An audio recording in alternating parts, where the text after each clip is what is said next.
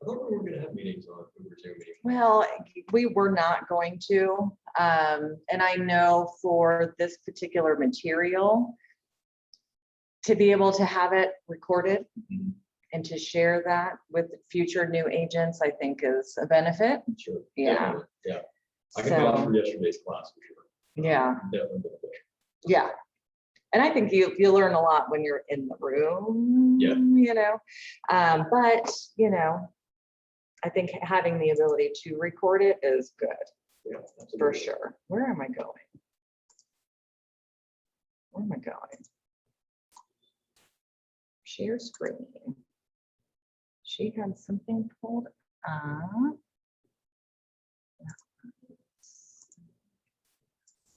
Okay, cool. All right, so she should be here in a minute.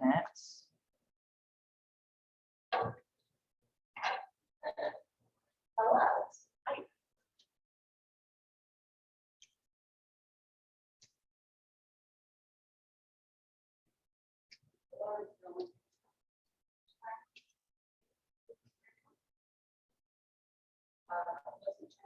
You'll scan it really easy. Yep. Thank you.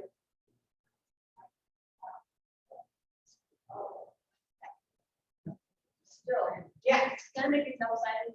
I don't care.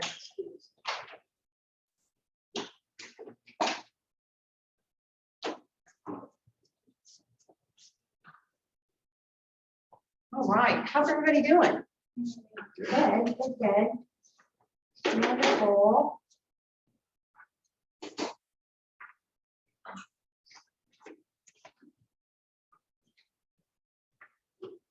So we are here for a little bit of time today.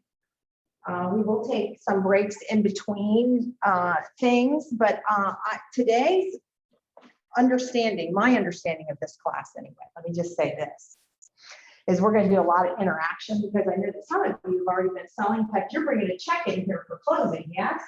So that's a good thing. So some of you guys are already in the process of working and doing these things. So I want to have like real life conversations of things that are happening and things that you're experiencing already, or maybe something that you haven't experienced.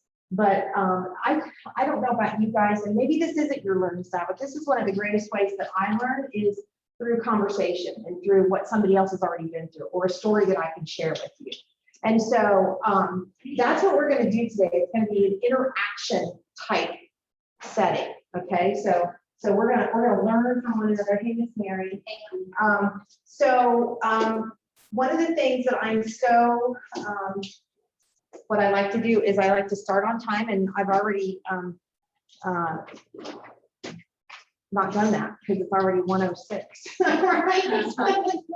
But what I want to do is I want to take the opportunity. We may have some people coming in and out.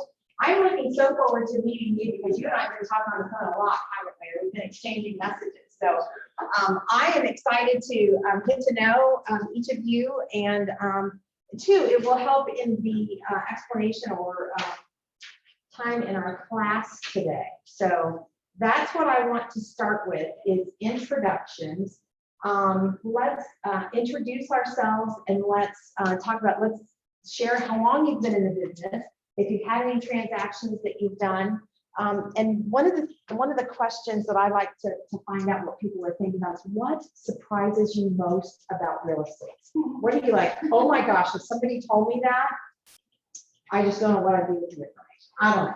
So who wants to go first? Who wants to start? Introductions. So my name is Craig Bledsoe. I'm very new to real estate, got licensed back in April. Everything that I know so far about real estate is strictly academic. I haven't had any listings yet or anything like that, but I've taken all the classes, every class I can get my hands on. I've been taking, Mary is my mentor, an amazing one at that. Yes, yeah. she is. Yes, she is. Yeah, absolutely. So I guess one of the things that surprised me about real estate is just how much time and energy that you put into it. I didn't realize the vast extent of that. but I'm more than happy to take on the challenge. Absolutely. And so, yeah, that's my story. Awesome. I think that's so great. Craig, a couple of things that you said that I want to comment on. First of all, you all do understand that the classes that you've taken to get yourself to the point of having a real estate license does nothing to help you actually sell a home. You understand that, right? Literally teaches you how to stay out of jail. Right? Like that's Correct. yeah. That's right. That's what it's all. They're like, is it hard? Yeah, it's Yeah. hard. But like that's all you're gonna learn. Right. Is how to keep yourself out of jail, and everything else you learn by doing. Right. That's exactly right. That's exactly right. So I love the fact that you are a sponge right now and taking things in, because that really, you know, in the mentor program, we get a lot of questions. What should I be doing next? How should I be doing this? And education is key. I'm just going to tell you, I've been in business for a long time, and they didn't have education like they do today. Literally, when I got my license back in '95, somebody handed me a tablet of paper and a pencil and said, go sell a house. I'm not kidding you. That's what it was like back then. Now, fortunately, I had somebody that was in the business with me. My mom had been licensed for years before. So I had that kind of a role model. Okay. But anyway, I'm so excited that you are on education, which is why you're here, right? Because you're going to learn. We're going to learn about sellers today. So you want to go next? Sure. I'm Caitlin Walker. I've had my license since 2019. Almost 2 years to the day, actually. I've closed on 4 officially today. Awesome. Very Um, good. I guess I did investments and, the cash side mostly of real estate all last year, because I thought that it was going to be more lucrative because people needed cash. And it wasn't. Okay. Maybe because I didn't like put enough into it, but I think what surprised me the most is probably like what you said. Like, I guess I went into it back in 2019, and to some extent last year too, thinking that like I could just but I could just half-ass it, and like, you know what I mean? Like it would come to me, but like that is clearly obviously not the case. Yeah. As I learned very quickly. So I was grateful. Nathan Price contacted me back in early May. It's like, want to have lunch? And that was born Team Ohio. So we now have 5 members, 4 licensed, and like doing hella good. Lisa's on our team. So, and then I have a few things going on right now. I have Mary, that's been very volatile. It'll make it. We'll get there. We'll get there. So that's been a tough one. That's an investment property, though, so he's patient. But no, I'm with him, just very eager to learn. I think that's the best way to get your business up and running. Is if you're like here, and it's easy to kind of like be like, oh well, if I'm not required to log in at this time, then I don't have to be there. Like, no, I have to go to the office. I have to sit down and focus. So I think that time and commitment and energy is probably the biggest shot for me too. Yeah.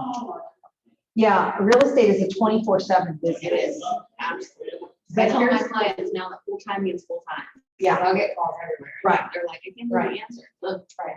But here's what I want to share with you too. Lisa, thank you so much for closing that, because I know that's distracting back there sometimes. One of the things that, and again, this is one of the reasons why I have now got into teaching, because of what I've done and the insight that I have. And if I can share that with agents that are new getting into the business, my hope is that it will just make your business that much greater, that much sooner, right? And so there were several things that you said too, Caitlin.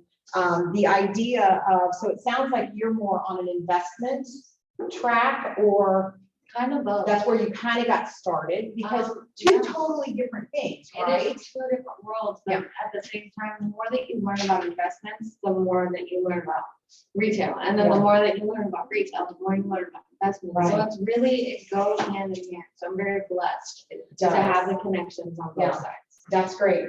And so what you guys are hearing Caitlin say is that she kind of dabbled a little bit in this investment, but always using it from the resale residential. And that's great. As you guys learn in your business, you're going to want to kind of find a niche and something, because I'll tell you this, you're going to find something that you have a passion for and a drive for more than something else. So looking at that and figuring that out is all part of this process too. But what I'm gonna tell you is, even though we say real estate is a 24/7, you can have control of it. The greatest way that you can have control of it is working with sellers. With buyers, especially in this market today, what happens? You're late for a training because of last minute showing. Right, somebody calls you and says, I gotta see a house. In fact, I've already gotten the text here, but I'm here, this is where I am, and that's one of those things, it's like, so on a break, that's what I'm gonna deal with that, right? Because in this market with a buyer, you literally have to drop what you're doing to get them into that home.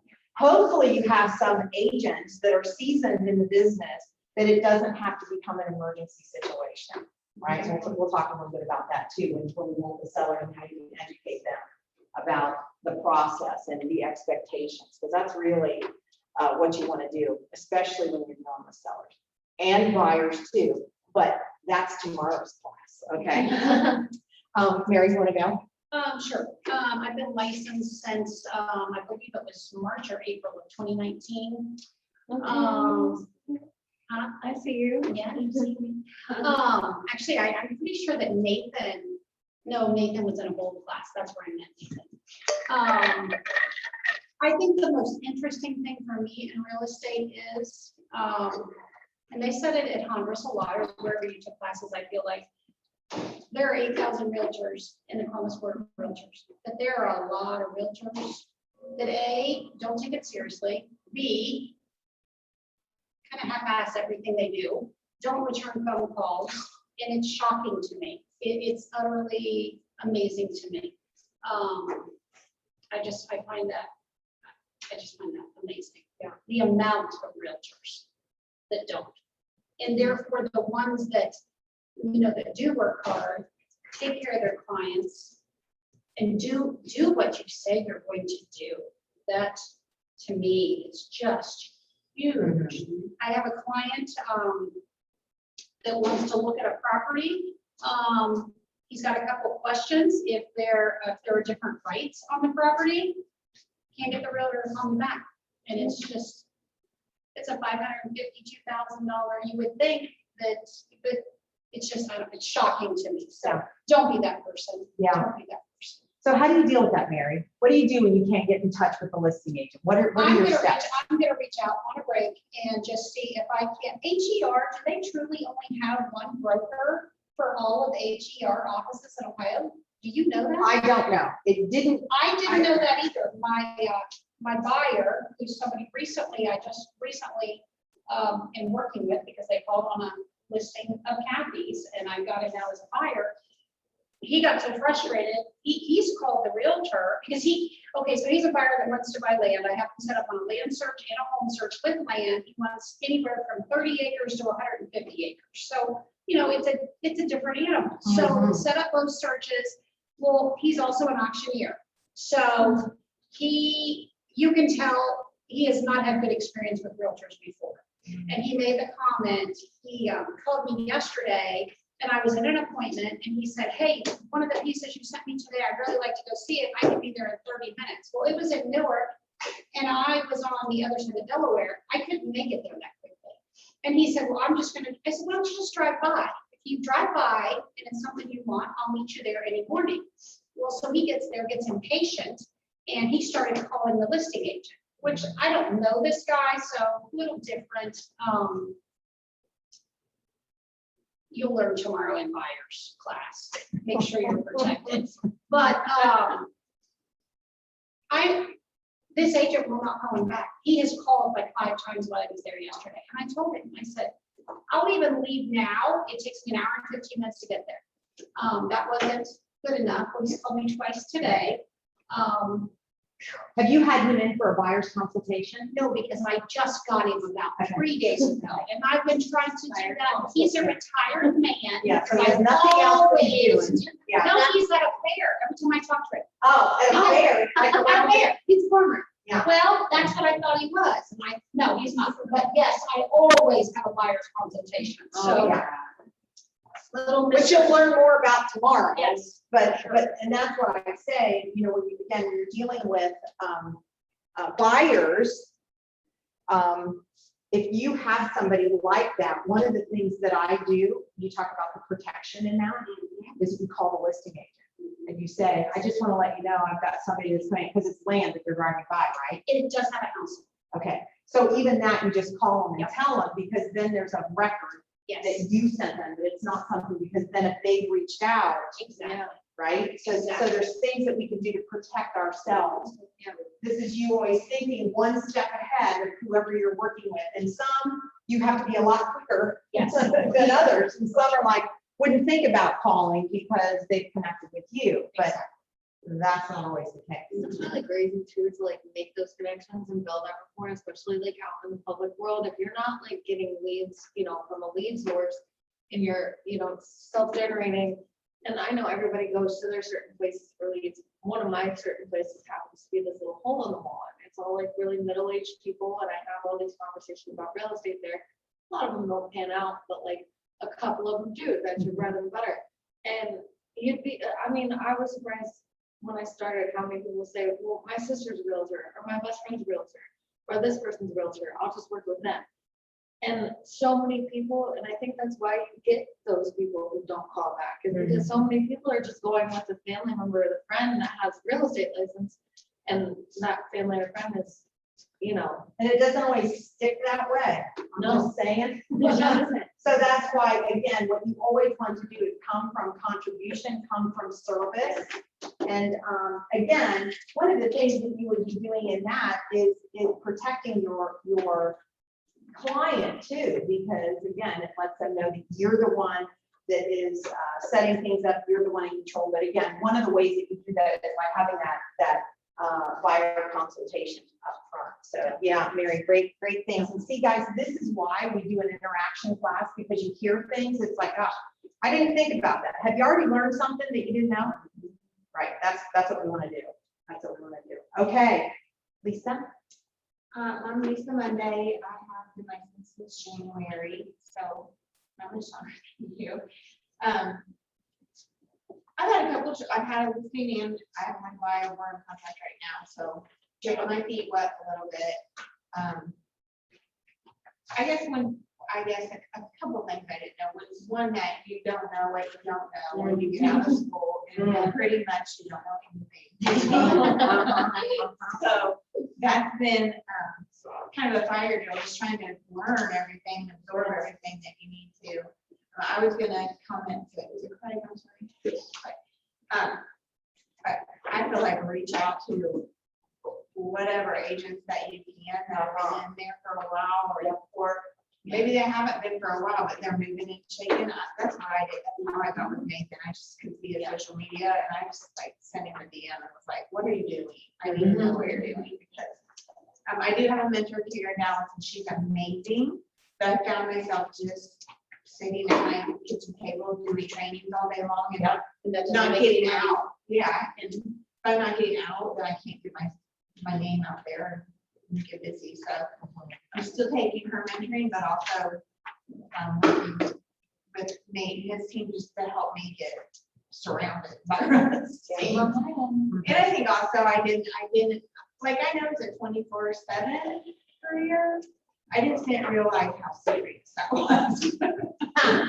But like she said, it's because of buyers, right?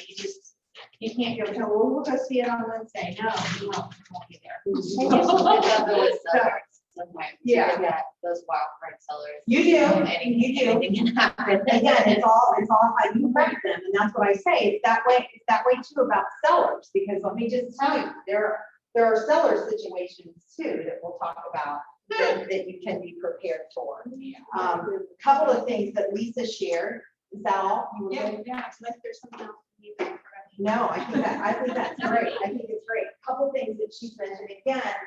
One of the most important things that you can do as an agent coming into the business is, and this is changing, right? Because the pandemic has changed. It's like people are now starting to come back in. I mean, before everything was shut down. So the idea of at least we had things that we could go on and do training on and see. So the idea of, see this little area back here with these 8 computers? If you have an opportunity, I don't care if you've got nothing going on, you come in here and you sit and you're checking email, you will be amazed at what you learn in that area. Yeah, you learn a ton back Just by sitting and hearing people, talk. Some good, there. Right, some bad, right. right? But one of the things, and this is one of the reasons why I'm at KW, is because of the culture. And because of Lisa, you talking about, you're dealing with the mentor, you're working with Karen, which I agree, she's fabulous, one of my dear friends.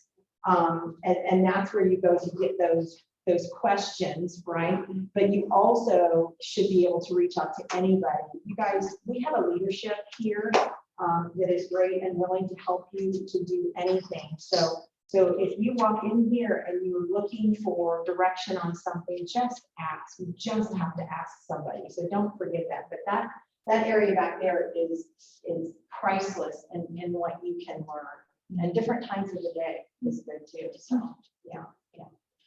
Welcome. Thank you. Hello, my name is Suresh Wagle and I'm brand new agent. I just got my license in July. So I have to learn. Congratulations. Yeah. And our community is actually unique, but I know most of the people who are looking to buy and sell house, and most of them will be first time buyer. I have been in US since 2008, and I just got my first house. So, and a lot of people were trying to buy their house, and some of the people are moving out of the state. So I think I can do good in this business, and a lot of my friends are licensed too, but I don't know if they are, like confident. I don't know how to help them.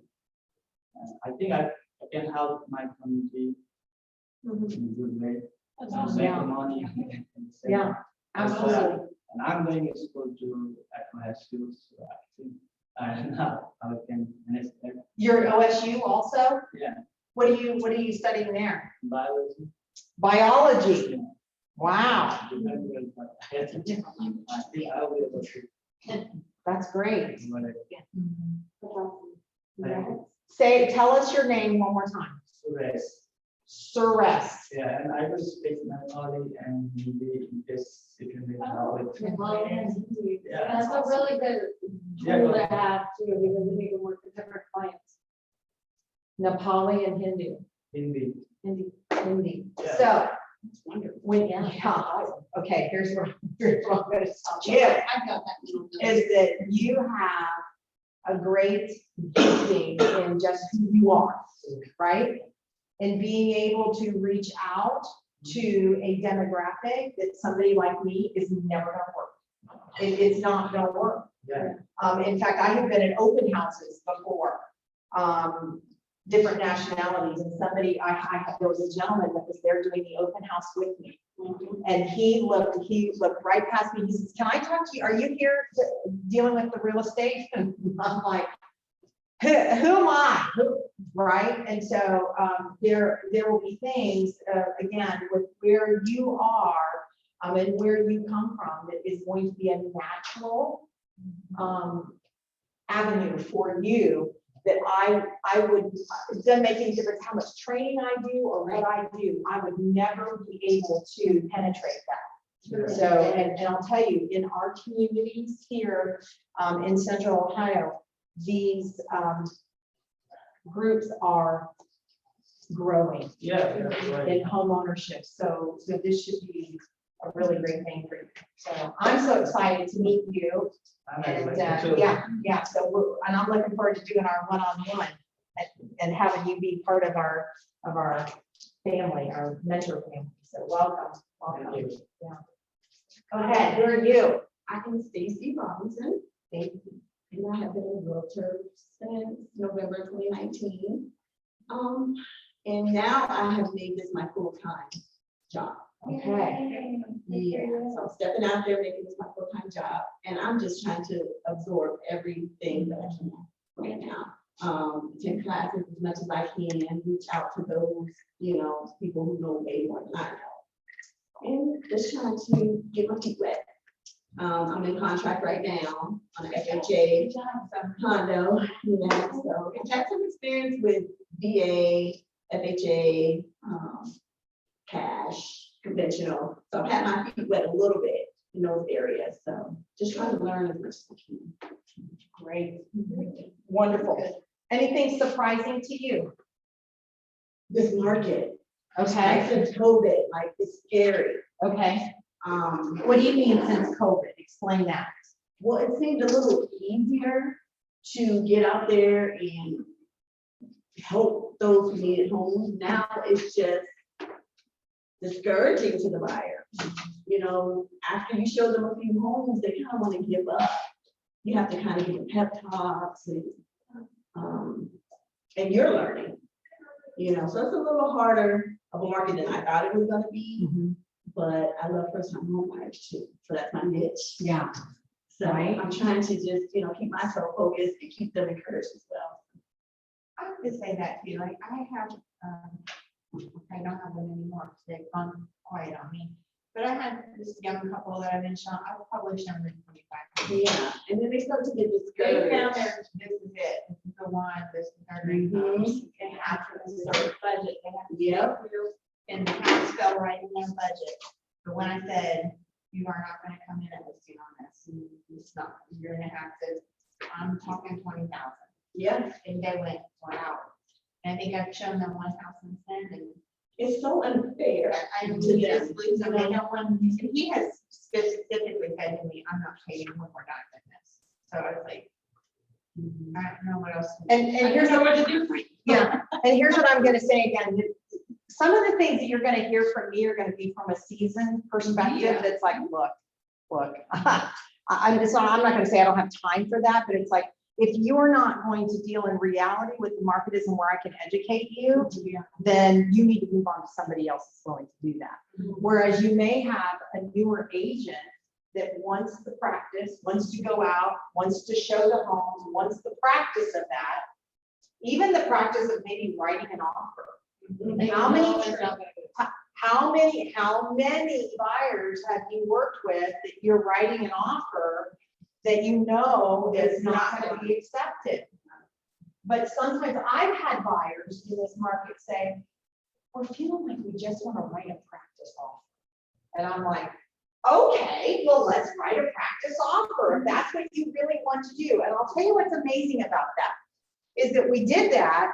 And then, although they didn't win that one, it was different for them the next time. And the next time, right? I mean, sometimes it's more than one, but sometimes that's not a bad thing. Now, I've also gone to some where you work, and again, they come to know who you are, you know how far you can push it with them. There have been clients that I've said, look, I don't need more practice writing offers. This is not going to hold up. It's not going to hold. And you have to take a risk on that. Is that worth me losing them? If you know it's not going to happen, and sometimes it is. Sometimes it is worth that. I'll give you an example of this. I was working with a mentee, which he now has graduated, and he's this rock star and great guy and willing to help. And that's why I say, you guys, even though you guys are new in the business, you guys will be seasoned soon, and there'll be a whole new class behind you of learning these things, right? And so again, we always try to share our stories and share our examples. Dave had been working with a buyer, and I'll tell you, I know that every time he had a conversation with this buyer, he did not want to bring me in on conversation, not because he was embarrassed by that of bringing me in and having a consultation, kind of having that three-way communication, but it was the language that the buyer used. He knew was going to be very offensive to me, and it was. I mean, every other word that came out of her mouth was just foul, and it was very hard. All the little hairs on the back of my neck would stand up, and he knew that. He knew that because he knew me, right? And I had just said to him, I said, look, I'm telling you right now, if they talked to me like that, I wouldn't be working with them. Right. I said, there's sometimes you just have to cut people loose. It's just not worth the stress that it brings in your life, buyer or seller. I'm just telling you. Sometimes getting fired from a listing is an okay thing, right? Just gonna tell you. But I said that to him. I said, look, here are your choices. You either conform to what they're looking for and what they want you to do, or you don't and you fire them. And he said, oh gosh, I don't know that I want to do that because they can be a great source of referrals for me. See, that wasn't the skin that I had in the game. He did, I didn't. And so he did stick it out and he did end up closing, but it's been a nightmare since. Really? All kinds of problems after closing. After close. Yeah, after closing. Yeah, of issues with the house and this, and so it's just how they acted up front like that is how they're continuing to act now. And so again, this now can sour and turn the other way for him, right? If he's not doing what he needs to do or satisfying them, then it can turn me into the act, right? And so you just have to be careful. You have to know what you stand for and what you're going to accept in your business and what you're not, right? So anyway, well, I'm so excited that you're all here. And again, like I said, this interaction and how we wanted to keep that going today and talk about things. I'm going to tell you that years ago, we used to have this career development that was done citywide. And it was so wonderful because again, we would have people from all over the city that would come and it was great interaction. We are now in the process, a lot of changes have happened in the last many years. I would say this has been the last 6-7 years that they have not done that, which is how it's come back and fallen on the individual market centers, like us being here at Greater Columbus. But we're now getting ready to open it back up to do it citywide because we've got some agents that are now willing to step up and do teaching and things like that, but it's just making things different. And we've said, gosh, we remember coming in and what a benefit it was. And so we're now working on citywide again and rewriting, if you will, because let me tell you, if there's anything that we know about this business, it's ever changing, right? It's ever changing. In fact, that's one of the reasons why I'm in it, because no 2 days are the same. Your phone rings and it can be one thing, and then it can ring tomorrow and it's something completely different, or you're dealing with investment properties and then you're talking to somebody that's dealing with, residential resale. So it's all different. And so that's what we're going to be doing. There's going to be a lot of things that are going to be coming out. So keep educating yourself because listen, you can never listen to how to work with sellers too many times, right? Because the different instructors that you're going to have are going to bring different things to the table. So just keep that in mind. So today, what we're going to talk about is working with sellers. And I wonder if I'm not sure how to.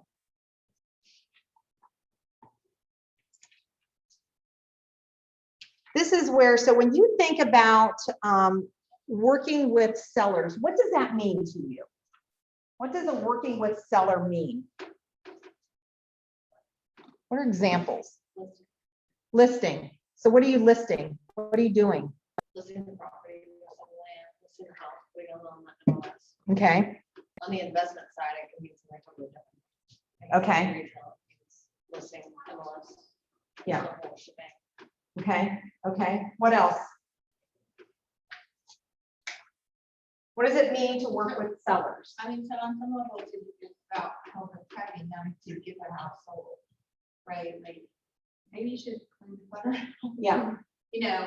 That needs fixed, but like, see what you can see and help them get through that process of readying your house for sale, I guess. You all know that you're counselors also, correct? I mean, look, some days you are helping them prepare to sell their home and what they need to do in their kitchen and their bathroom. There are times that you can sit at somebody's kitchen table and you're talking with one of the spouses and you're talking about how the other one doesn't want to sell. Yeah. So then you kind of become a marriage counselor. Just to tell you, it's different every day. You just don't know. I mean, it's that sometimes you have to be their house, their mate. Yeah, Sometimes you have to help them bring the house out. that's right. Sometimes you have to, that's right, put on your working boots, right? Again, if that's how you're working your business, Or you can have a list of referrals and say, this company will help you eliminate. This company can do handyman stuff. Again, this comes from you being in the business. This comes from you. How many of you have taken Bold? Bold is going to be coming in October. I highly recommend that you do it. There's a great program here at the office that they will reimburse you for the tuition. It is about, and I don't know why they would change this, it's $799, but they will reimburse you through closing. So do it, sign up to do it, because there's a lot of things in that class where you are coming together with other agents all around the city. So it will be citywide. This is actually going to be meeting at a place called Mozart's. Do you guys know where Mozart's is? It's a local restaurant here that will have a training room. I tell you, if there's something that you want to attend hands-on, it's one time a week for the whole day. So you'll go from like 9 to 4, but it will get you out of your comfort zone. In fact, one of the things in that class is it's teaching you how to be comfortable being uncomfortable, right? It really is going to get into the details of connecting with your sphere. And then what do you do with them when they want to buy a house? What do you do with them when they need to sell a house? What are your resources, your attorneys, your carpet cleaners, your handyman, your photography people, you know, all these things, all these people that become part of your team, how are you communicating that to your clients, right? So that, put that on your calendar. It's in October. I don't know the exact dates yet. I hope you all are coming to the office meeting tomorrow, which will be just before your next class on buyers tomorrow. There will probably be some more information about that. I want to pass out, this is an interview sheet for you. And again, some of this stuff can be used you can take this sheet and just simply use this sheet, or you can create your own, right? However that looks for you. And so the idea here is to just get, this is an interview for a listing. And so I don't know how you've made your contact for your listing, but you've learned that somebody needs to sell their home, okay? And these are things that can help you, because a lot of times people are like, I just don't even know where to start. What to begin, what kind of questions to ask. This will give you some insight. However, there's a lot of things that you can do. So I'm assuming that we know somebody is going to sell the home, okay?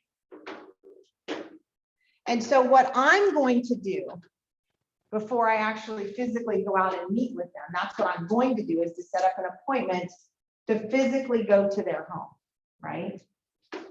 So I'm going to pre-qualify these sellers. That's really what we're doing. And how we can do that is through this interview process, okay? And so you're going to find out their names and their property address. That seems pretty elementary, right? From that, what you're then going to be able to do is to do a little bit of homework on this. And I'm going to use an example of a listing that I recently had. It's a good friend of mine, and I knew that they were selling their home because they inherited Brian, her fiance's home, through the death of his dad. So I knew that they weren't going to be buying anything, but I knew that they needed to sell this home that Marla and her kids have been in.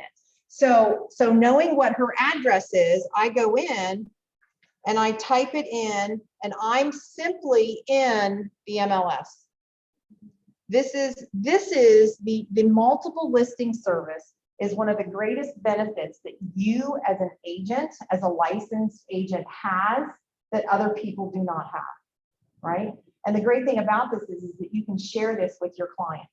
You can share this with them by setting up searches. And Mary's talking about setting up searches for her buyers. So when I'm going in and just doing a preliminary look on finding information out about a property and my sellers, this is where I go. I want to see, has the property been listed before, or when did they buy it? Because I didn't buy it with them. I didn't have them, I didn't help them purchase this.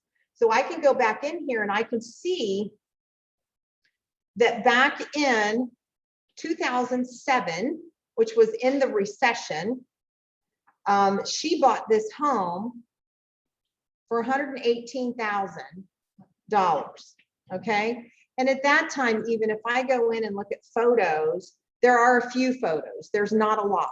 But again, this is just me simply familiarizing myself with this property. So I look at this and it's like, oh, that looks a little different. I haven't seen this, like a fireplace. And this is like an extension off of the house because of what this is, what it tells me it is in this. This is, and again, I may know this, you guys may not, being new in the business, but I can look at that and know that that's a slab home. I don't even have to look at it. I can just tell by the way it sits. I can tell that there's no window wells on the side.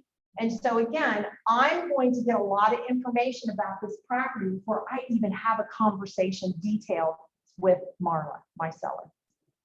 Now, what you have to be cautious about on this is that just because it's in here, it doesn't mean that it's true, right? Because we deal with a lot of that too. That information in there is as good as accuracy-wise as the person typing it in, right? Because it's data entry type stuff.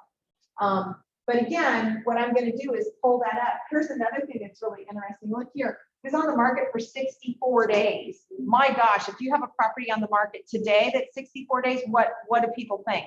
What's wrong with it? What's wrong with it? Right, right. So again, I can get a lot of information here. Like I can figure out the parcel number, the county that it's in. And can you guys see the differences here? See how this is blued out? This is a link.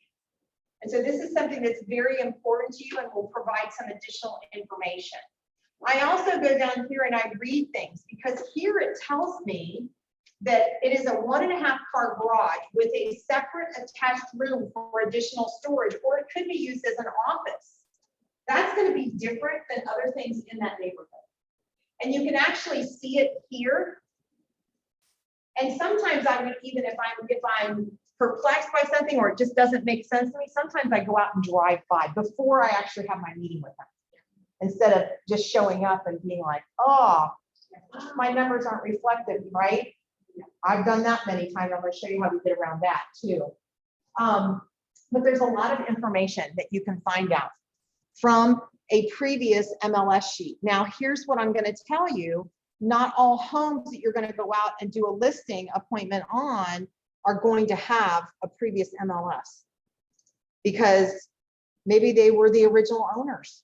We have a lot of that. I've got one right now that they've been in their home 45 years. And so there wasn't there's never been, they've never listed their home. Now, if they've ever listed it in the MLS, when MLS has been recording stuff, I want to say 99, 2000, something like that. Anything prior to that, you're going to be hard pressed to find stuff. But now, you know, we're 20 years now into 21 years that we should be able to go back and find things. Okay. But I want to point out these things here. So I always also then click on Franklin County, because this too is going to give me some information, some important information about the property. First and foremost, what it's going to do is it's going to identify who my seller is. Now, I knew that Marla was going to be my seller, but I did not know that she was also entitled with her parents. And so what is this going to indicate to me? Her parents' names on that. They're gonna want to be there and be involved in your. More than likely, they're going to want to be there. I'll tell you this, they have to be there to sign the listing agreement because they're entitled. And so you cannot sell this property without having their acknowledgement too, because what happens? So what happens if you have Marla sign and you're going along, and I didn't check this and I didn't know, and we show up at closing, and actually it would happen before then because your title people are going to do the search before this, but you get to the closing and you now have to have a deed that is signed by the sellers, which are Marla and Woodrow and Sue Ann. And if they've not been involved, you may get somebody like, no, we're not selling that. What does she do? Maybe it's a situation where they haven't talked in 20 years, right? Anything. Could be anything, right? So again, this is where we get a lot of great information up front. I always check, and then in my communication with them, and a lot of the business that I do today is referral, repeat. So I know the story, not a big surprise, but if this is just somebody that's calling you, wanting you to come and sell their home, or however you've made contact and you have no prior relationship, this is worth weight in gold. Tread very lightly too, depending on what seller you get on the phone in Correct. those situations. The co-op Mary and I are actually doing right now, with 3 sellers, and 2 of them are totally cool. Yep. On board, whatever. The third one, Yep. Yep. And that's a lot of times what you'll deal with. Yeah. Yeah. And so again, that's part of that counselor mode that goes into when you're dealing with people. yeah, I've had to very strategically kind of play your game Yeah. at this point. Yep. Yeah. Yep. And so again, what it's going to do is give us an indication, and it shows us in 2013. Now, wait a minute. When did she buy the property originally? Right? I'm going to go over, you guys, again, this is just Franklin County Auditor.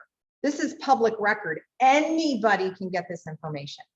But I'm going to go down and I'm going to look at my transfers, which shows how the property has been conveyed. So if you actually look at it, what they did in 2007, that's when they purchased it. Remember, we saw that in the MLS, but I can also tell here that they purchased it from Peter Steinengenner, whatever his name is. He purchased it in 98 from whoever, and it's not actually listed here, but look at this. See this historical parcel sheet? If I go here, look at this. Oh, there's nothing. Oh, here it is. Here it is. Oh, wow. So look at this. It goes clear back now. They didn't actually do it prior to 98, but the home, no, they did. Actually, it's right here. July 23rd of 74 is when Columbus Investment. This is going to be on all the properties Wow. that you're going to be able to see. So you'll be able to see the chain of title that's taken place on all this, right? So you can see that then Winslow Construction purchased it in October of 75. And then looks like Levon was probably the first owner occupied, would be my guess, just because it's an individual and not like a development company or construction company or something like that. This also is a great way to find out if it's a resale. If you want to know who the builder is in your description, it'll show you like MI Homes or Pulte Homes or Dominion or Borough or something like that. It'll give you an indication, because it's amazing when you go out and talk with sellers. If you say, so who built your home? I don't know. So yeah, so it'll show you here on that. So again, you see how much information is available to us just by looking at these things. And then I go in and I'll look at like photos. It'll show you like photos for the auditor and how they look. And so that one was in 17. So 14. Take pictures for like an appraisal? Yeah. Or- Okay. Yeah. They come out and will assess properties every 6 years. Okay. So again, there's just a lot of information. And here's what I'm going to tell you. When I go out on a listing appointment, I'm printing my summary. Even though it's public record and it's what they know, this allows me to point to things, that this is what it's showing, because it's also going to show us here. So it shows us in that 2013, which is why I started down that when I looked at the transfers. So what you can see here, they bought it in 07, and look who bought it. Francisco, Marla Romero, Woodrow, and Sue Ann Ash bought it in 07. But look in 2013, who's missing here? Francisco. So at that point, it was a quick claim deed, and you guys see all these codes here, like you've got GW, which is a general warranty, and that's the same as this one. This is a quick claim. You can go in and you can print. There's a key that will tell you what kind of a deed it is, because maybe you'll have one that is an SH. Anybody know what an SH is? I don't. Sheriff's deed. Oh, So it means that it was purchased. what is AF? An affidavit. An AF is typically going to be filed when there's been a death. And the death doesn't mean that it happened in the home. It just means that the owner has passed away and that there's an affidavit that has taken place. So again, this type can mean something to you as well. Or just what it does, this is what I say, you're always trying to figure out what the story is. And then when you're sitting down with them, you're getting the truth of the story, the facts of the story, right? But you see how we can get a lot of that. We can gather a lot of that just by the information that's available to us. So what could have happened in this situation? It could have been like a divorce. That's usually what I remember, like. from what I Yes. remember, that's like usually the quick claim deeds are the divorces, so. Yes. Marla and.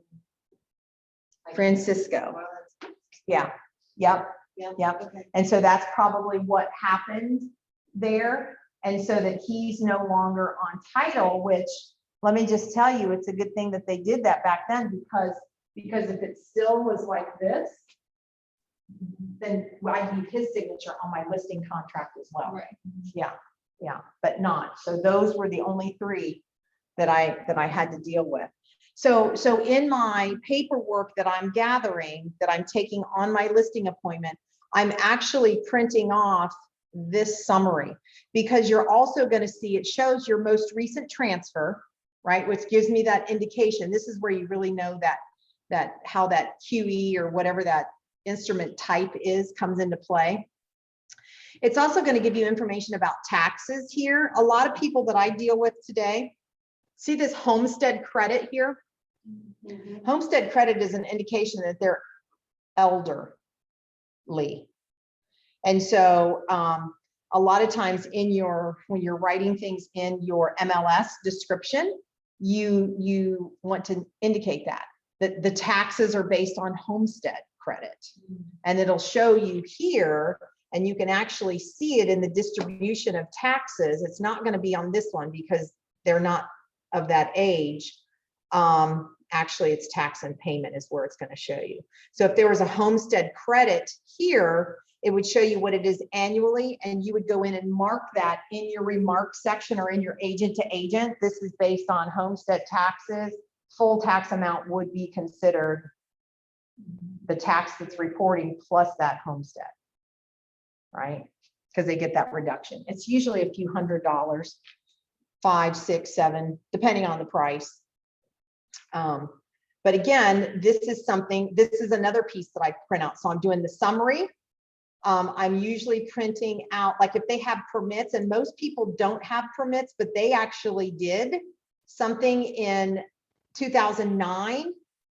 And again, like elect ALT. Electrical, like to the basement or something? No, not the basement. Right. So I don't know exactly what that is, but this would be something that you can ask them about. It's like, look, I'm showing that you guys, there was a permit that was pulled in November of 2009.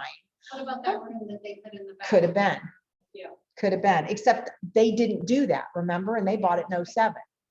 So you see how you're like trying to figure things out. So again, this is just something, most times, I'm going to tell you, most times there's nothing listed for permit. It's blank. Mapping, I usually do mapping because it's going to allow me to see where the lot is. It'll give me dimensions. Sometimes the dimension is listed, sometimes it isn't, but it allows me, and usually when they're recording dimensions, it's going to be the front and side. So here, what I'm going to do is I'm going to look at my 50.82 and 35.36 to come up with that amount to tell me. And here it actually tells me, look, it's 85 by 116 is what they're giving us. I'm going to tell you right now, again, most times it's not found here on your site data. It's just not, which is why then I go into my mapping and I look. And so here's what doesn't make sense to me, because if I were doing it, if it wasn't listed there, I'm going to be doing, what is my, if I do, let me look at my calculator. Always have a calculator on your phone, right? 50.82 plus 35.36, that's 86.18. So what I would do if I didn't have that, but I had this, I would do my lot size is 86 and I'm doing 122. Because it says 122 here. It says 110 here, but 122 sounds better, right? So again, I'm just using the numbers that are being provided to me. I'm adding these two. So I'm an 86 by 122 is what if I don't have anything to go on, because dimension in MLS, when you're putting it in, is a required field. Okay. A lot of times it will auto populate. And if it does, and they put it in as, what did it say? 86 by 116, then I would leave it. I wouldn't change it. But if I had to personally put it in, that's how I would figure it out, is this. Adding these two, and it's pretty close to this too, but you see how it's because it's on that, got that little curve there. So again, I'm always looking, especially when it comes to a lot bigger, right? So and I don't know how they got 116, which is what it reports on there. Between 110 and 122. Maybe. 116 would be the average. Maybe. I don't know. Too much guessing for inch. You know what I mean? But I'm just saying that again, this is where we get this, and you can always refer back to the seller and say, does this appear to be accurate to you? Is this what you're thinking? Sketch sometimes will give insight too, because it's going to show you. So here, this is the garage. And again, if you want to look, you could go in and say that the garage is 24 by 10. If you wanted to describe that, if you were looking for the wood deck, which they don't even have, it's 350 square feet. So again, if you wanted to note that, and I'm thinking that that's, well, I guess not. I was going to say that's what that permit was. I don't know. But again, 1372 is your first floor. This area here, but that's not what they recorded, remember, as the square footage. Square footage is 1532. They're including the hour. Which they shouldn't, because it's not livable. But that's what auto-populated, and that's what we use.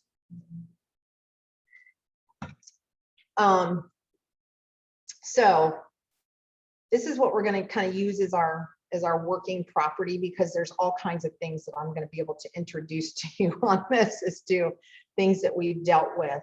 But again, when I'm doing information for my sellers, I'm going in and educating myself on all these. I just look at all the, if I wasn't familiar with the area, it's going to show me Street Smart, it's going to show me the layout of that.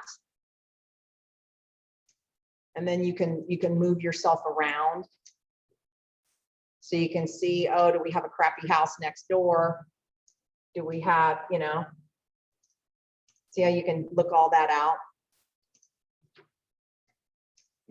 See what's right next door. Nice little Corvette there. Aerial photos will give you insight as to what's around. This can be helpful if you have railroad tracks, if you have high tension power lines, things like that. Again, this is just me sitting down and just me trying to get information the story about this house before I go out. And then I'm also looking at it from a perspective of comps, because I've done my homework on that. We already looked at the transfer. It's not, you're not going to be dealing with any of the BOR stats, which is a different kind of tax. Same with, there's no cultural, none of that stuff. Tax and payments. I think that this is interesting. I always have a conversation around this about them paying their taxes. This usually is where you have a conversation about, oh yeah, well, it's part of our payment, or we pay that, we pay it every 6 months. That's when you confirm in Franklin County, taxes are June and December. And then in the timing, because you're going to have to explain it in the net to seller, because net to seller taxes are billed in arrears. So you have to be able to have that conversation with them. This just kind of introduces that. The tax distribution is always a fun, quick conversation to have. Of the taxes that they pay annually, 31, 35, 82, this is how it's split out. Their general fund, children's services, alcohol, drug and mental health, whatever FCBDD is, Metro Parks, the Columbus Zoo gets $21.45 for that property, right? Yeah, so there's a lot of people that are like, I had no idea. Yeah, where it goes to. Look, $86.05 to the library. Right? Yeah, so that's just, what am I doing here? When I'm sitting down, giving them knowledge, what am I doing for my credibility? You've done your homework before you got there, you're prepared. Yeah. You get an A+.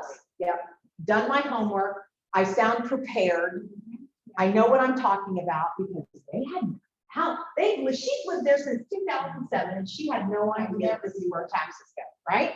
And so again, what this is doing is this is showing your credibility. Jill, do all counties do that? Yes. Delaware County just to see. They should, yeah. And I'm just going to tell you that my gosh, it's a learning curve on all these other counties. They're so different. They're so different, so different. I think that Franklin County is one of the best user-friendly ones that we have, and just it makes it. Delaware County is really outdated. Yeah, Which one? Delaware. Delaware? Yeah. Delaware County is so Yeah. outdated. It's better than Mark. I don't know that I remember this. No? Here's something else that I do not do this with sellers, but I do this with buyers. These are links that you can connect on. And again, this is public record. I do not do this with a seller because we do not have to disclose this as a seller. But if I have a buyer that's looking, because I'm doing this when I have somebody that wants to write on a property, I'm doing the same thing. I'm going in and figuring out the story of the property. And if they want to pay $30,000 over list price, I want to be able to counsel them. Well, this really is where it should sell. Are you sure that this is what you want to do? This is the big one that I look at, this sex offender inquiry. And I've not done this on this one because I'm working with the seller here. But if I go in and click on this link, it's going to show me a map. Here's the property here. I've got 1, 2, 3 within this circle radius of who these people are. And I can even go in, here's a William Gonzalez. Look, there's his picture. Can't hide from anybody. Nope. And it tells me that he's 42, he's 5'8", he weighs 210 pounds. This is his address. And I can go in actually, and it's going to tell me in 1997 in New York, he was convicted as a sexual predator. Is that not scary that you can find that stuff out? Yes. And so here's what I say, maybe not that this would be the instance with my Stowe property, but he's on, what was he, Rocky something? Now look at this, rape in the first degree is what this guy was on here for. So he probably for the rest of his life will have to. Registered. Usually Yep. when you do it once, you're in there. Yep, yep. So when I go back, Where'd you find that at? so this is in my quick links. Okay. And I'm just clicking view offenders in your area. So when I look at this now, he's right here, so it's walking distance. If I have a buyer, I got a single buyer and she has a 3-year-old son or a 3-year-old daughter. Do you think that she reasonably would want to know that there was a guy that's convicted of rape in that walking distance area? If she found out about that after the fact and would have thought, oh gosh, I probably wouldn't have bought had I known that. Again, this is a buyer thing here. Right. So that happened to me when I bought my house that I'm living in right now. Okay. I think Karen told me my house, maybe the day before closing, actually, I think we're standing outside the title company, she's like, I have something to tell you. So the property behind me is sold like the month before mine. And so it was all okay until, a few weeks or a month before mine, and some guy bought the house behind me, he was a sex offender. So we didn't find out that information until the day I'm standing in front of closing. Yeah. She's like, what are you gonna do? This could, Yeah. we can drop this right now. And I was like, what did he do? Like I went through this whole process, like how serious do I need Yeah. to speak to me? And Right. Again, obviously not a big deal to you because you bought anyway, right? Yeah, it was something, not that any kind of events like that is minor, but it wasn't something it wasn't serial rape. Right. And listen, we're not here to make judgment on whatever this is, but here's what I tell you, what my caution is, if you have a client that has a reasonable expectation to have that knowledge and it would change their mind based on having that knowledge. Somebody with kids, a single mom. Yep. Yep. And let me just tell you, again, is you're gonna have the buyer's class tomorrow. That is a conversation that I have at that time. I'm telling them, any property that you're gonna be looking at and you would seriously consider writing an offer on, we're gonna look at this and just make sure that if this isn't a big deal to you, we're okay. But if it is, if there's somebody that's living right across the street, that may be something you say, now I'm gonna pass. You want them to be able to make that decision themselves. I don't want to be the one to have to make that decision from you. You don't want to make that decision. No, you don't want to. You don't want to That's have right. that knowledge either, No. and your buyer finding out that you. Because, That so, you- yeah, and this is gonna open up a whole nother can of worms. This is one thing, this is public record, so there's no reason, right? Right. And this is what you tell your buyer. I'm gonna tell you right now, you have that conversation with your buyer, and here's what happens. Right, yeah. I had no idea that this is something, number one, that we could search for. But then when it comes to a disclosure, there's nothing that says that a seller has to disclose that.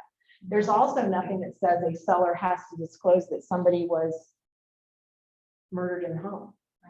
Yeah, Now, there- really?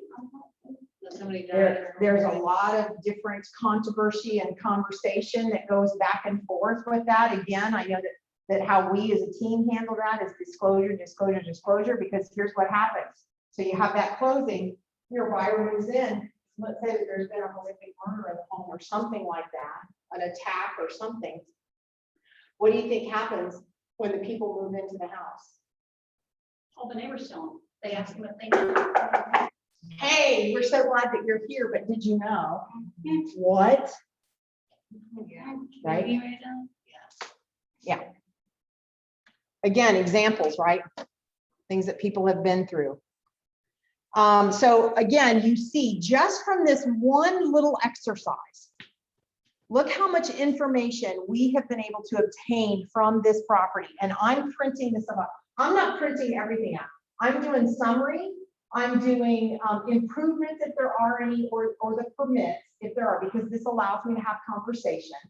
I'm doing mapping, sketch, possibly. I don't do photos, street smart, aerial. That's just for me. Transfers, I usually, because again, it's just one of those things that gives you that credibility.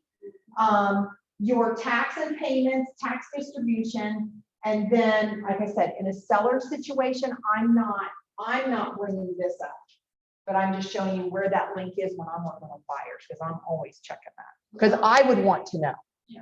In a given situation, if you want to hear that buyers and there, you have a listing on the other side of it. Is there a space where they can disclose that to a future buyer? Yeah, Is that a thing? Yeah, they can.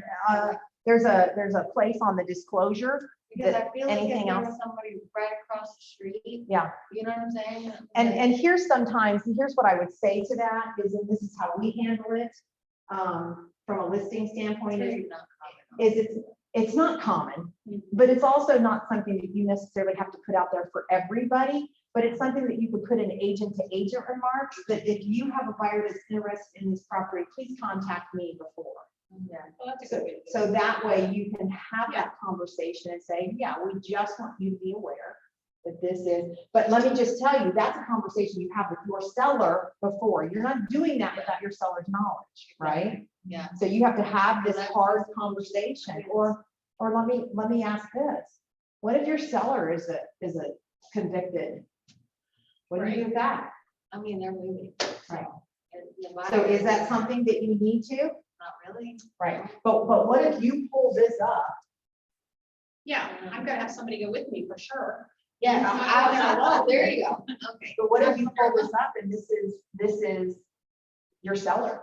And it's you, and I'm yeah, not for sure I take it. I don't know. I have to really think about it. it depends on the events, it would depend on, you know. all Right. of this. Definitely don't go alone. I was Right, gonna say, I'm married, I certainly would go. right, no, you Don't wouldn't, go with you wouldn't, Golden. but, yeah, Craig will go with you, Craig will go. But again, information, and you're printing this stuff off because this is part of what you're gonna leave with your sellers, because you are building credibility is what you're doing, right? So again, what you can do is you're incorporating on this interview listing. These are just some questions, find out why are they selling? Have that conversation around that. What are your plans after the property sells? Where are you going? I mean, is this something that you can turn into a referral? Maybe they're going to the Carolinas, or maybe they're going to Arizona or Florida or something like that. Is this something that you can turn into a referral? May agent call you at home, or what you're doing is you're finding out what's the best way to communicate. This is all in the getting to know them kind of thing. And some of this stuff may have taken place phone call before, kind of your pre-listing. Sometimes it can take place at the listing, because I don't know about you guys, but when I go into a listing appointment, I'm determining, is this going to be a good fit for me? Am I going to be the agent that's going to be able to help them? Do they have too many demands? And there's things that I don't do, so that I wouldn't be the best agent for them, right? I'm still determining that sometimes in that listing appointment. That's where you get caught up sometimes too, as a new agent, Yes. is because I remember back in 2019, I had a clients that were just, God love them, man, they were very demanding, Uh-huh. to say the least, and I didn't know what to do. I even posted about it in the group, and there was people, I think maybe even you told me to let it go. And I just couldn't, Yeah. because I didn't have anything else. Yeah. And ended up getting fired anyway. Right. And it's just like, yeah, it was Yeah. really bad. It Yeah. was like, man, Kate was talking about just the challenge of working with people. Again, sometimes where you learn that is when you're sitting across the kitchen table with them, right? And there's flags. Yeah. Or there's There to was- the end right there. That's right. But hey, it's always a learning process, right? Always. What are your plans if your property doesn't sell? That's not necessarily a question that we have to worry about today, but here's what I'm going to tell you. At some point in the future, that will be a question that we're going to be talking about again, because the market is a cycle and it will shift eventually. Not that we're doing that yet, but it will. So again, these are conversations that you have around this. These are just some of these interview listing questions are just things that may, again, I think that some of you that are new in the business, you don't know that you don't know, right? And so these are questions, it's like, oh gosh, I would never think to ask them. So what are houses selling for in the neighborhood? Right. Which, Get a feel for what they think. Now, again, you've done your homework, but see what their take is on that, right? You learn a whole lot about people. What price do you have in mind for your home? What do they usually say when you ask them that? Or what would you expect for them to say? as much as you can get me. As much as you can get me. What do you think? What do you What think? do you think is a good one too? Well, that's why I called you out here. I want you to tell me what I can get for my house, right? What usually happens? What kind of price do they usually have on their home and you usually think that it can sell for? Where is that in relation to one another? They're usually too high. They usually have the expectation they can get a whole lot more for their house than what the actual market is sharing. Yeah, yeah, right. Here's a question here. Do you have any corporate assistance? We don't have that so much in the business today. It used to be years ago. I would say in the 90s, this was huge. You would have corporate transfers. You would have somebody relocating from Columbus to Arizona so that you would have then a company that you were working with. And usually when that happened, you had to be the preferred agent of the company to even be sitting at their table. Yeah. Here's a great question. Are you interviewing other agents? That's a great question. Yeah. That's a great And again, there's bold. This is where bold is going to help you deal with some of those objections. What you're trying to do is get them signed your listing agreement, and there's ways that Diana will give you. Diana is one that has written scripts around this, that she'll say, is there any reason why you wouldn't sign a listing agreement here with me right now? Well, yeah, we're interviewing other agents, and we want to see what they have to say and what they're offering. Well, is there anything here that I'm not providing for you, you would not see the benefit and reason why you would sign my listing agreement? Well, no. Okay, great. Then let's sign it. Right? And they say, well, I want to, I've already made the appointment. I think this is the example. I've already made the appointment and they're coming and I want to honor that appointment. I get people all the time want to honor things, right? So you say, well, I can appreciate that, but let's honor her by calling her and canceling it today so she doesn't have to put all the work into it. Right. And then if you're going to list with me, let's just go ahead and sign the listing agreement now. I'll call her, because then a lot of people are like, oh, I don't want to call and cancel. They feel bad about that. You can. Would you like for me to call? I can. Now, what are you saying? And I say, hey, I just wanted to let you know I'm meeting here with, and you had an appointment tomorrow night. She signed my listing agreement, so there's no reason for you to come out. Yeah. I like her over. Yeah. I have done that one time, and it was just, it's so like out of the box, like, oh, okay. I think it's like, oh, okay, cool. And I just think about this. Right. Just think about that practice alone. How many agents have the guts to do something like that, right? Right. To sit at their kitchen table and to have that conversation with them. Most agents don't have the guts to do it. But you made it so easy. Yeah. Here's what I'm going to tell you. Yeah. That is a script. Yes. Okay.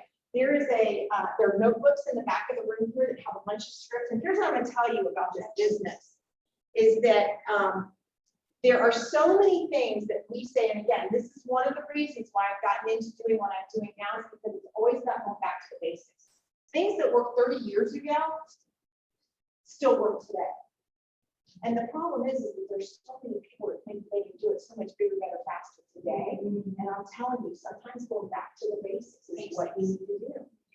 And it's simple, and somebody's already created the wheel. That's why all of this stuff, you guys, everything that we have available to us at Keller Williams with the MRPA and all the business plans, all the models and all of that, I'm telling you right now, if somebody would have said to me 30 years ago, know these models, work these models, make these your business, I would not be here today.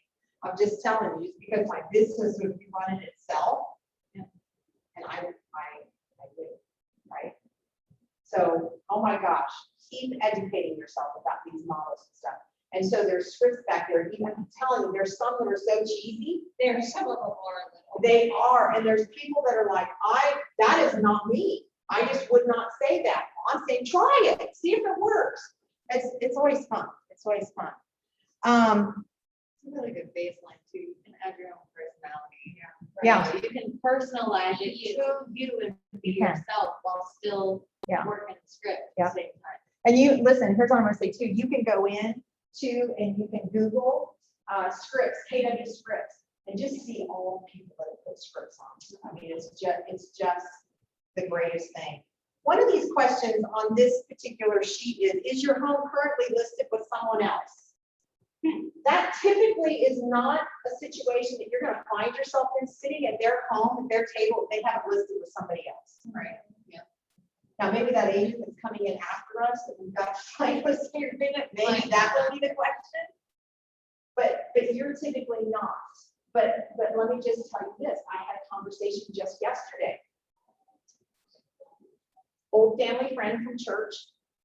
It's her 75th birthday. She's had a stroke. I took a cupcake to her. And she cried because I hadn't seen her in a while and all this. And her husband had come in. He said, "Are you still at Remax?" I said, "No, Ralph, I'm at Keller Williams now." I'm thinking, "What's he think I'm at Remax and not Keller Williams?" Right, not on me. But anyway, he said, "Hey, what do you know about North Linden?" I said, "What do you mean? What do I know about North Linden?" I said, "It's north end of the city. It's hot cakes now." What's going on? He says, "Well, I got an investment property in there." I said, "Oh, you do?" He says, "Yeah." He says, "That ain't gonna do it." And first of all, my first response is, Why did why you do you get have that that? listed with somebody else? Right, right, But remember, he's still taking on a premium. He's right. Even though my number hasn't changed. I have an HER number, by the way. I did that 25 years ago, thinking that was gonna be the coolest thing. My cell phone number is 7400. So if you guys call any HER numbers, the last 4 digits are 7400 because that's where I started. I didn't know. Yeah, and so I don't know that it's working so much for me today because everybody thinks it's a business calling anyway, which it is, but so my number hasn't changed. I mean, that's what I'm thinking. It's like, so again, he has his home listed with another agent. It's been listed for almost 6 months. Wow. And so he just asked me, "Can you look into this one? Can I look into that for you?"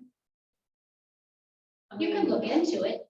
I mean, you But could, what are you looking at? Absolutely. What are you I mean, looking you into? can do some research because you could be doing like if you had a buyer. As if you had a buyer, states and agents, No, he said, "Will you look into it and tell me, what do you see?" I'm gonna go away from this. I mean, he can fire his agent at any time. Yes, he can. Yes. So let me see. I had a conversation with him. Mhm. It's still here. So I get on. Where do I go? Where do I go first to get information? Agent to agent to agent. My MLS. Oh, Yeah, yeah, yeah. So I come up, oh, yep, I do. I see.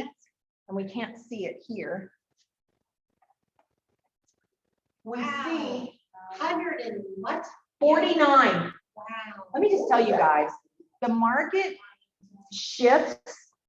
And so 149 days, you ask seasoned agents, sometimes in the business back in the day, in the 90s, 2000s, it was nothing to see this.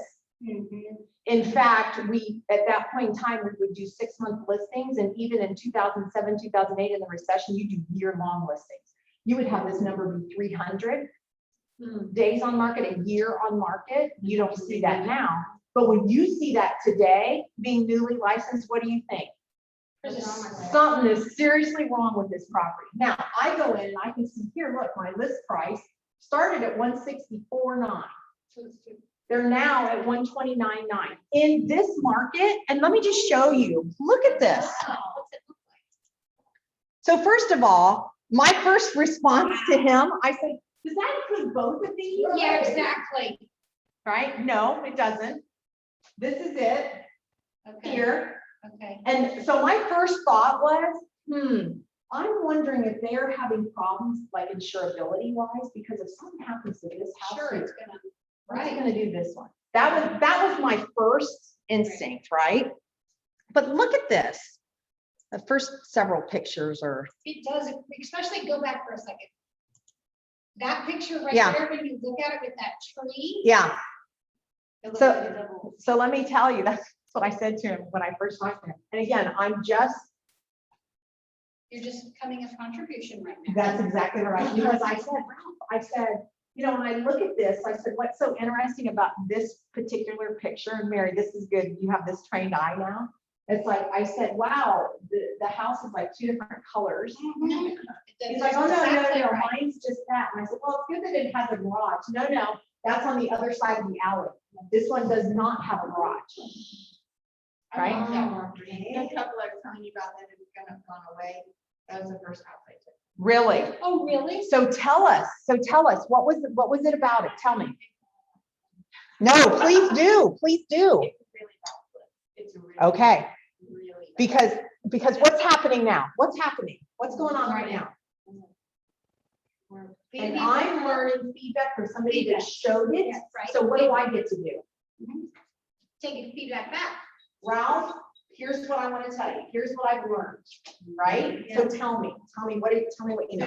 So the floors are, especially on the first floor, are wavy. Okay. It's like making me nervous to walk across in some ways. Wow, On the inside, like if that looks nice, that does look nice right it there. does look nice in the pictures, but the paint, so like all that that's been painted white, it was not stripped and painted. It's 40 years of layers of paint. Layer And you upon can layer see upon where layer. you know, where it started peeling and somebody just painted over, like it's that. The kitchen was kind of rough. I can probably show you. So that's the kitchen. I thought this was weird. It is very weird, and if you go. And look, in here's the there- open pantry. Yeah. Yeah. So, Pictures look great, right? you see how the, from the sink, the cabinet just comes over, and then there's just this dead space. Right below. here. Like, Right What are there. you gonna do with that? Get more cabinets. Right. You'd almost have to. So all of those lights, those pendant lights that are hanging. Yeah. down Work from different switches, and that one you just have a thing Mm-hmm. cursor on, that actually doesn't work from a switch anywhere on any wall. He had somebody had, there's a remote control to that.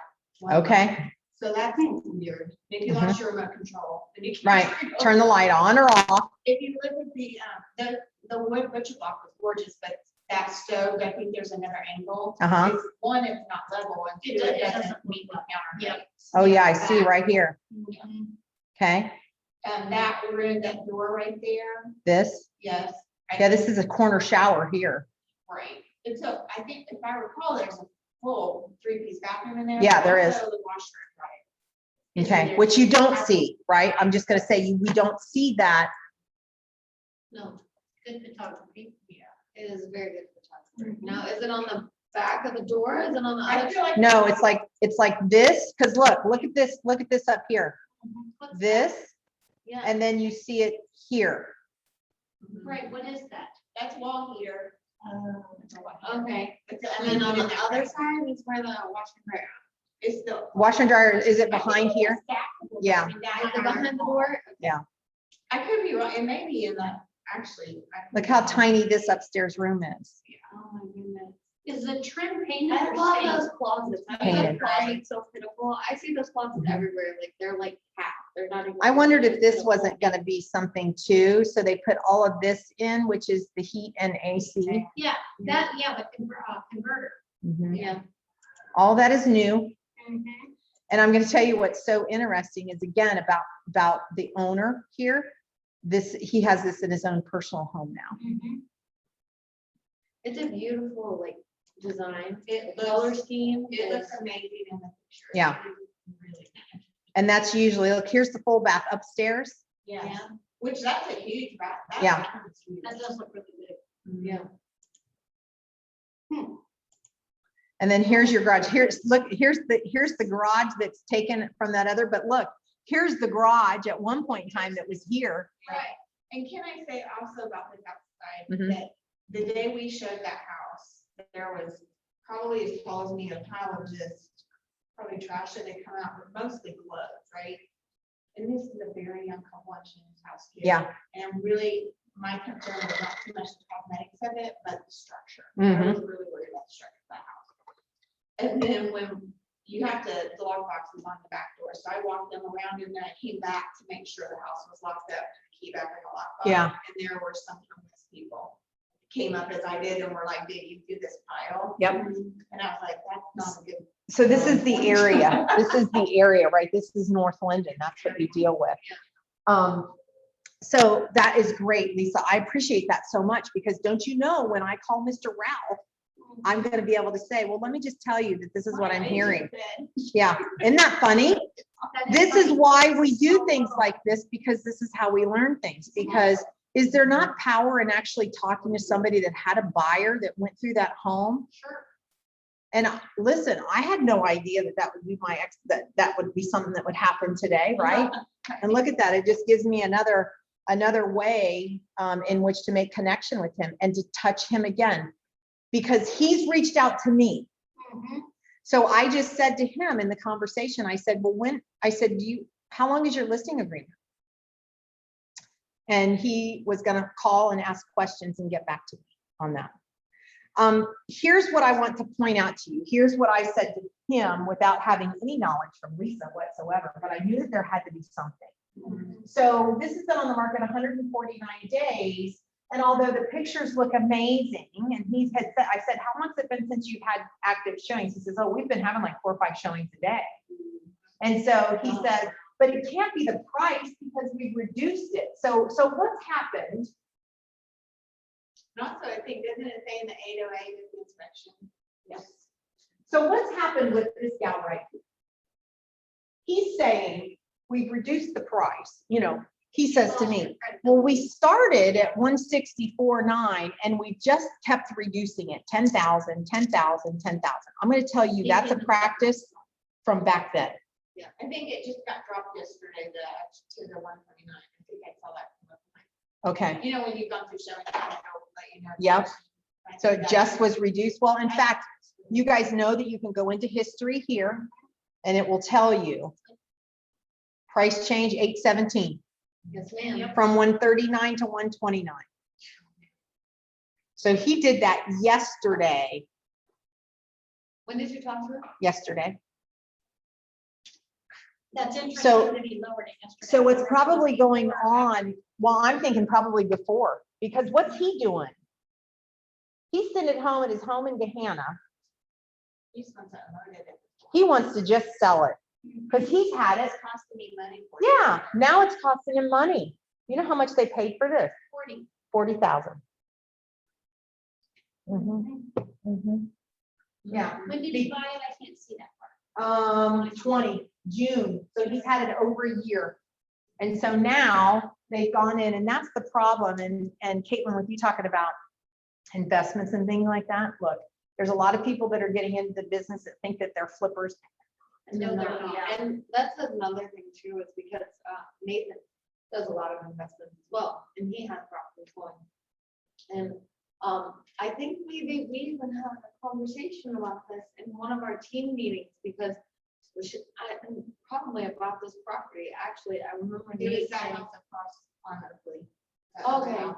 Okay, so we were talking about how, like, even, so obviously we pay big money for pictures, you know what I mean, as far as our goal is. We have our picture, people who pay money for that, that's our marketing thing, but that's what they're trained to do, is make these houses look good. Right, So and they he do a was good talking- job at it. Right, and he was talking about these little tricks as far as like knowing before we take our clients in there, no, this is not a good flip. Down to like, we walked in a couple months ago when we first started, and when I was really shadowing him like every day. We walked into a few flips and gave a couple of agents feedback because they weren't getting them sold, and you know, you have all this paint, this, just like you were talking about over the outlets. Yep. You know, and these 2-prong outlets where the electric hasn't been done or updated. Yeah. And then, you know, if you look close enough, you can kind of see where this floor looks like it's kind of dipped into this one. And then if you look closer, you can see a pattern. It's just these little things. And to know, you know, how to look for those things, even in professional pictures on Yep. MLS, will save you so much time. Yes. From taking. Here's what I want to say too. This could be a good practice, but again, this is going to kind of lean on the side for a buyer versus a seller. But if you have a property like this one that's sitting here now 168 days, right? If you have a buyer in the marketplace today that has been challenged to go into contract, it may behoove you as their agent to search some of these things up, right? Some of these properties that have been on the market that long. Yeah. And you can go in and you can search it just by days on market Yes. or area map or something like that. You can then go in, go set up your showing, set up a showing, you personally, you don't have to have somebody with you, but just go through it, walk through it and see, would this work for my people or would it not? And then you can call them and say, hey, look, Really an advantage to a it buyer. is, because what do you think would happen if Ralph would get an offer on this house today? I would hope he would jump on. He would jump on, Yeah. right? Yeah. So again, sometimes this is you advocating for your buyer and having this, or here, again, here's another thing. This is a great way for you as an agent to practice. Use something like that to get yourself in the knowledge and the know-how, set up a showing and go look at it. Realistically too, I mean, depending on how fast North Woodland, I see it going up pretty quickly. You could put another 10 to 15 into that and then sell it for You 50 could. more. You You know could. what I'm saying? Yeah. Like, it might even Yeah. really be a good buy for an investor if he's trying to. It get could out be. that fast. If you've got somebody that wants to rent or something like that, it could be, it could be. Guys, it is 2:38. I want to give you guys a few minutes. Let's get up, stretch our legs a little bit, and then we're going to come back because I want to get into the listing paperwork and things like that because you guys need to know that. All right? And I'm going to call Ralph. No, I'm just kidding.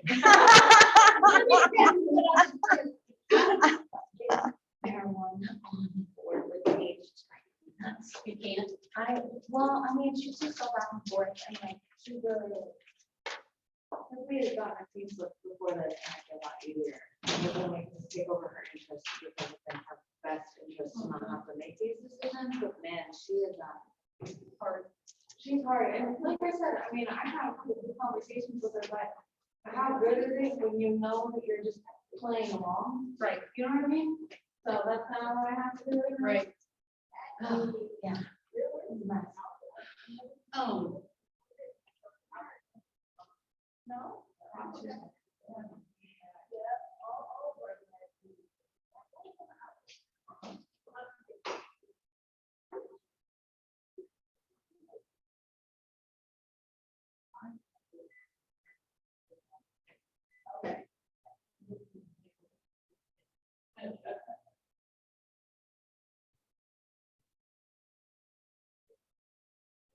Does Shirley do a spreadsheet for you on the listing if you need it?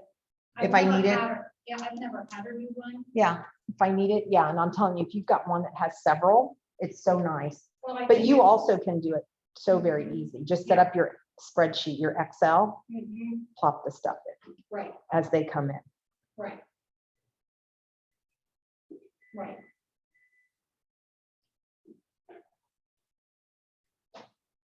Can you see who else is on there? I can't. I don't think anybody. I don't think anybody is. I don't know how to see. Because yesterday. Yeah. when I did, I just watched Kimberly at home. just Yeah. Because I wanted to see what are the mentee, what are Yeah. they hearing, because I thought it's good, to know what they're. Yeah. hearing. Just remember it. Yeah, exactly. Mhm. So I Zoomed yesterday to watch it. Yeah. And when I was on Zoom, I could see who, I'm thinking, maybe there isn't anybody on there, because yesterday Kimberly would comment, and she, when I signed on, she's like, hey, Mary, and then Keisha, my mentor. Yeah. Keisha, are you on there? See, Keisha works full time too, so maybe today she wasn't, but I think she could see, there were probably like 4 people on there yesterday. Yeah, that's what Kimberly said. Yeah, I don't see that today. no, I'm not seeing it either. Were you in class here yesterday? No, you weren't. Okay. I really wanted to be, I was excited about, but my grandson just moved in with me and I had to get registered for school. Oh, that's exciting yesterday. That's exciting. You know, I was thinking in that house, I think the washer and dryer is in the basement.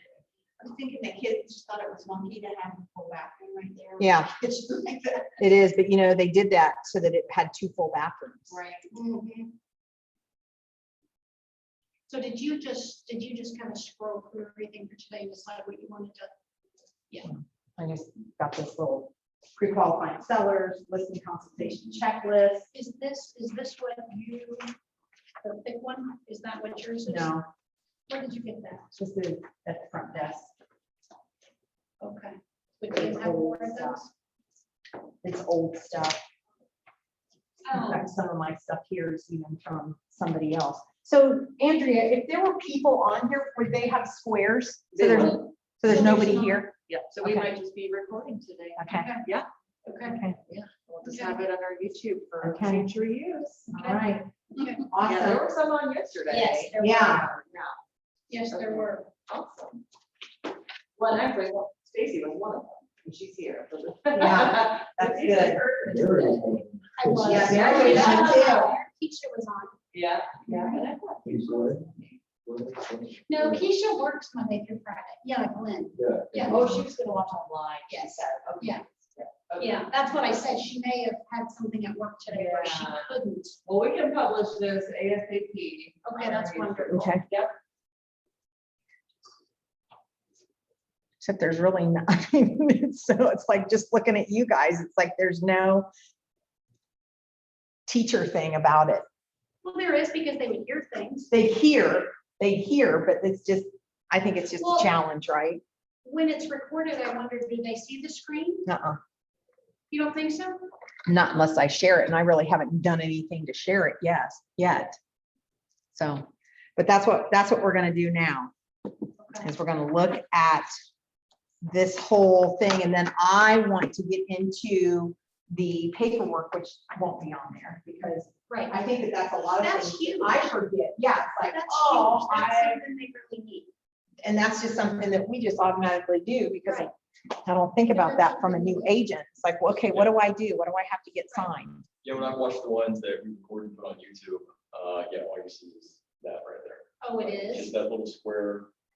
Yeah, Yeah, Oh. like where you can kind of see. So like when I told you to watch Kathy's training, you didn't actually see what was on the screen? No, I was taking notes though. So I Yeah. was just listening to what she said. We're listening to working what on it. you're saying. we're working on getting a system in here that Kathy, it will be done. Kathy would email you that presentation. Okay. For All right. sure she would. All right, that'd be excellent.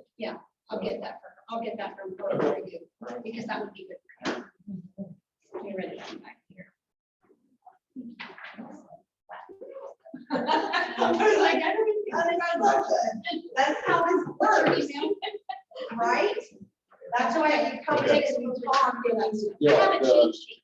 yeah, I I. had a cheat sheet when I first started. Maybe we can just maybe Yeah. take it off. At your kid. All right, it's just Craig Blitz. How much do you feel like that house? That house. BLEG. I said, can you like, BLEGS. prove it? I'm like, can it just be pretty much off? Oh, yeah, you can, because I'm thinking, what do you look like, the place is fire? Yeah. And then that house catches on fire. That's what I said. He said he didn't have any problems having it, There we go. yeah, or insured. They've not had any problems. And so that's how I want to get back and get started on this and just kind of bring this piece to a close, and then we're gonna move on. But you think if he took that back off the market and made some of the repairs that are probably necessary, that he could. Here's what I think he needs to do. But this is just me. He's sitting there with 104. It's showing 149, but I think it's actually more. Maybe it was. Because it says in the report, in the history, doesn't it say?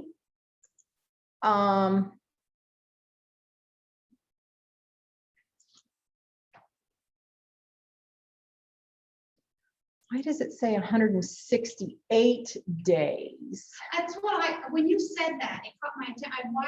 I wondered that myself. Yeah, I'm not sure. I'm not. Yeah, but even if No. that's the case, it shouldn't have dropped back down. Right, it shouldn't have gone back to the 149. So I don't know about that. That could be an MLS question, but remember when I was telling you about things about the property? So look, you can go back in here and see that this particular property has had 3 things that have been on it back to 2010, right? And so in 2010, Look at that, 2,500. yeah. 2010, it sold for 19.5. Yeah. In 2020, 10 years later, it sold for 40.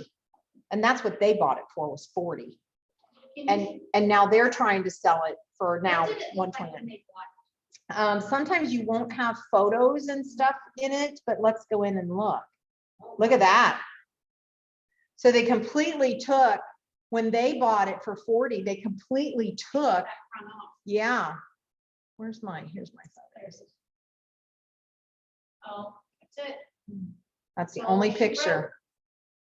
So, my gosh, okay, let's think about that. 40,000 is what they bought it for. Look at all the demoing and stuff that they had to do to the front of that to make it. Right.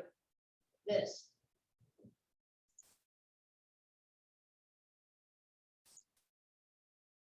This, Right. a lot. Mm-hmm. Yeah. So anyway, here's what I want to share with you. Here's what my suggestion will be when I talk with him again. You reducing it at this point is just, you're just not doing it. What needs to happen, this comment down here needs to come off.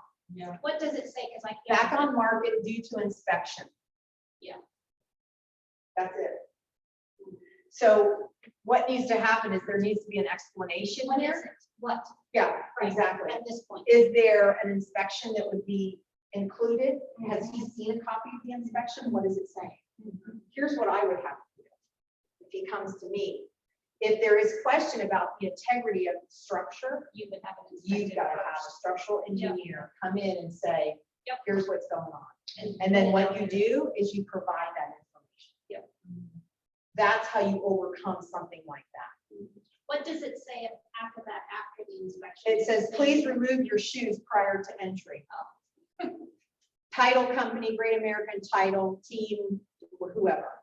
Now, again, What's the description say? It just looks like. It it's just says- basically nothing. come check out this fully renovated 3-bed, 2-bath home in East Linden. Brand new stainless steel appliances, eco-friendly thermocore heating and cooling system, and a huge backyard for all your entertainment needs. Move in ready, welcome home.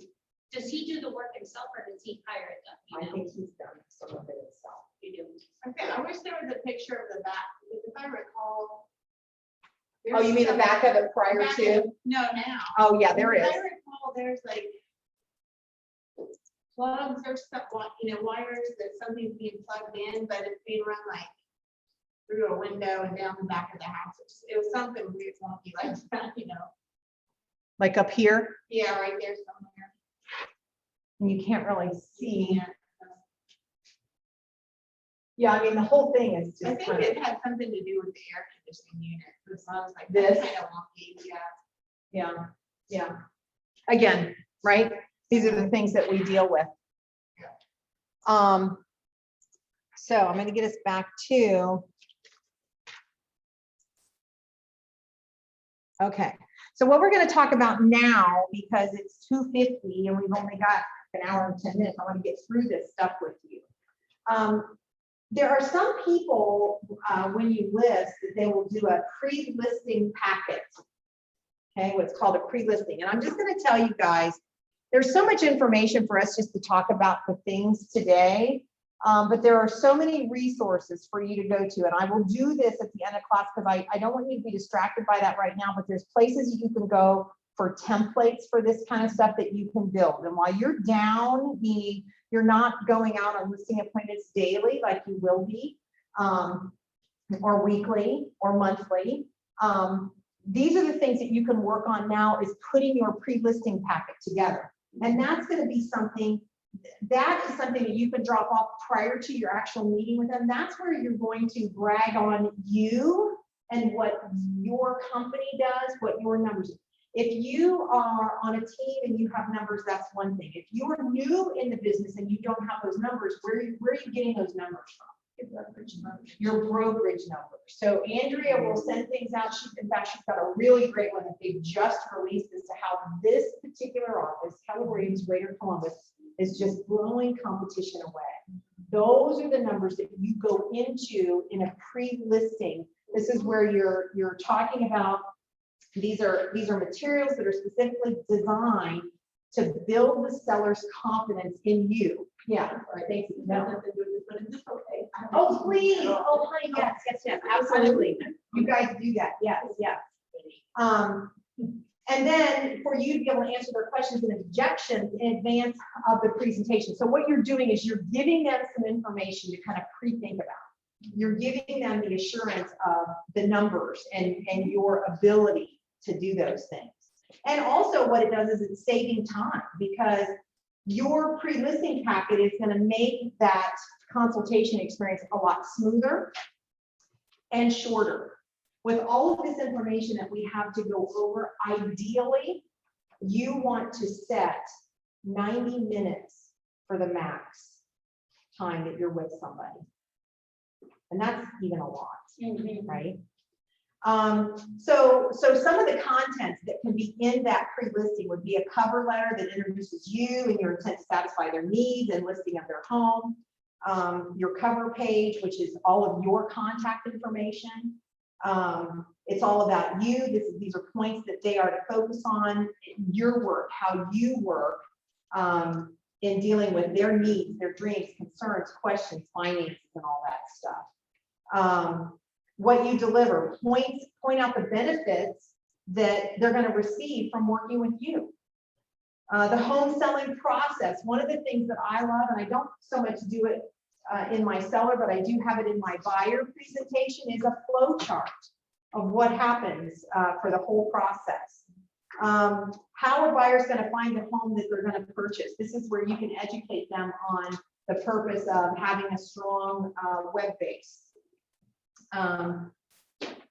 The marketing of your property. What are you going to do? There's a 14-point marketing plan. And again, all this stuff is going to be in that area in a template for you that you can go in and add things, take things out. Staging your home. Yes, I'm sorry. Yes. So the importance of marketing your home through staging and what that looks like. The importance of first impressions in selling, what staging can do and what staging helps you control. One of the things I want to mention to you guys, I gave a plug about bold.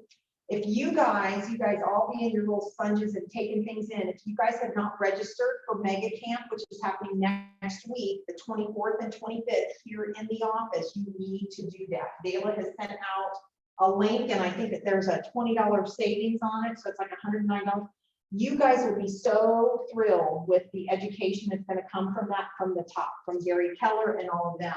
Plus, out here, we'll have vendors. You're going to have professional photographers. You're going to have insurance agent. Sarah Bean with Altogether Lovely Home Stagers is going to be out here, so you can come and you can learn about those things as to how they can team with you and be part of your business planning with your dealing with your clients. The home selling process with closing and beyond. So again, what you're doing is you're educating them, right? Offer a set of questions that sellers can use to screen any other agents that they might be needing. There's a lot of agents that won't do this, but again, you got to know what the questions and be able to answer those yourself, and you're providing those answers. Paperwork. So questions for you, it lets them answer what they're looking for in an agent prior to selling experience, what they've had, and how are you going to communicate. I'm going to tell you right now, one of the greatest things for you to be able to address for people is how you communicate with them. Because most people, when they have a negative to say about another agent, is that I never heard something. And so that communication piece. So you want to make sure that you really capitalize on how you're going to do that. You want to provide a space for you to insert testimonials from people. You know, and maybe you don't have somebody right now because you haven't done a lot of business, but you can pull that from another business relationship. They were great with detail and were quick in getting back or response or whatever. Have somebody here at the office write you one. Have a mentor write one for you. What else? I think that too, if you're doing a pre-list, it's important for you to tell them things about you because it's important that they know who you are. You know, you never know the connection that's going to make with them. It says here, again, by you giving them some of those things to think about, what it's going to do, it's going to test their motivation too. You want to be able to ask the sellers whether they have completed the forms that you've sent them. And some of these forms can also include, and I don't think that I have it in this particular packet. Do I? I do not. But one of the things that you can do in this is you can create something, we call it, on our team, we call it a home info sheet. This is where they can answer questions about how old is your furnace? How old is your roof? Have you replaced it? Did they take it down 2 layers? Is it warranted for the new life? Those kind of questions. You can give them that kind of a homework sheet to do and that they can be working on, because I'm going to tell you, here's what happens. When you don't do that, you start asking questions like that, they're like, honey, don't we have that box of all that stuff? Yeah, it's in the office. Wait, let me go get it. And then they get up, and then what does that do? It Disrupt your time delays and what you're doing, right? So if you give that to them beforehand, it doesn't mean that they're gonna do it. It's just, it's one of the things, like, this is why, or that's in the call that you make prior to you going out and saying, how are you coming along on those documents? This is really gonna help me when we're together, right? I printed up a whole like checklist of those kind of items, like what about this, what about that? What about this, Yes. what about that? And I even included, because I've run across this with my buyers several times, how big are the rooms? And I can remember my ex-mother-in-law used to sell real estate 30 years ago. And they would actually have the room dimensions on the MLS. And that We would used work. So I'm like, I don't know. Yeah, we used to, we don't now. So I asked, I Yeah. got that to ask. And they're not always gonna know, but let me just tell you, there's something that you can buy at the Yes. hardware stores. It's That literally, inexpensive. you can put it here, hit the button, and it will tell you what the dimension is, and you can stand here. So if you've got buyers that are that way, take that with you and say, okay, now this room is. Well, Matt can, there's an iPhone tool. Okay, Actually, what is it? Tell us. Preloaded into your phone on this August. I didn't know, I did, He just showed me that last. yeah, I did, showing for Lisa, and her client was very. It's all about the impressed. bedroom size. Right? All about that, it's like, look at this. Show you, it's called Measure. It's already Measure. Preloaded into your iPhone. So. Sorry. It's a preload number. And it will tell you what this is. You got to move it though, that, Yeah. you can't just stick it on there and. No, Yeah. that's another one. So this is like 3.2 inches, 3 hours. 3.2. It comes preloaded on your iPhone. This Yeah. is for me. It's like, it's in with your calculator. So if you have like a thing that has calculator on it, Right yes. in there? Yeah. Should be right there with it. Yeah, I didn't know that either, and then I started using it. I was like, what is that? It's like, you already have it. Yeah. Search it. Great. See, good stuff. You are giving them tasks to do, either before you arrive or while you're touring their home. Here's what I'm gonna tell you, this is so classic, this is so great, I love this, it doesn't work, but I'm just telling you, it's good.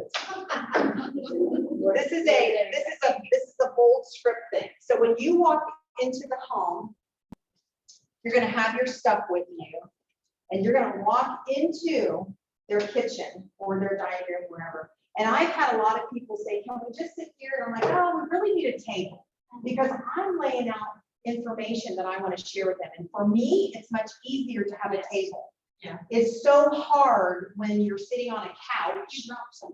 And yeah, and you want to share, and they're sitting in their recliners over here, and then you want to, it's just very awkward. So if you can sit at a kitchen table or a dining room table, you're going to go in. And first of all, this is one of those corny things, but I use this all the time.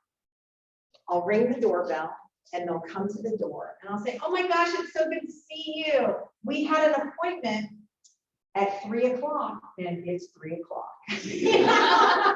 This is such a script that they teach you. They First of all, definitely teach they, that. don't they? Yes. And here's what I'm gonna tell you, the reason why they say that is because most agents are late, It's true. right? And so Okay. what you're doing is you're going, listen, there's a method to their madness, I'm telling you. There it is. And so when you make an entrance like that, what are they gonna remember? You're on time. You were on time and you were right, No, I'm just kidding. right? 40. But I do that all the time, I'm like, it's 3 o'clock, you know? We walk in, and so what you want is you want to be the one in control. And sometimes that's hard when you're walking into someone's home. And so what you're saying to them at that point is, you want to go in and you want to sit your things down and you want to stake your claim at their table. And you really want to sit at the head of the table where you want to sit, because what does that do? Be the boss. It maintains like a statement of control on the one that's going to be running this meeting kind of a thing. And so you go in and say, well, where are we going to be meeting today? And they'll say, oh, we can go into the kitchen. Or so I'm sizing up like, okay. Or sometimes I'll say, so do you have a favorite place that you sit at the table? Because again, you're going to get to know, right? Especially if you don't have that rapport with them. And you're going to say, well, is it okay if I sit my stuff down right here? And you sit your stuff down and you say, would it be okay if I do a walkthrough of your home? Ideally, you want to walk through without them. Because you as an agent can walk through very quickly. Whereas what happens if you walk through your in every single room and how much it costs. and then what time is it when you're done? Wastes a lot of time. Yeah.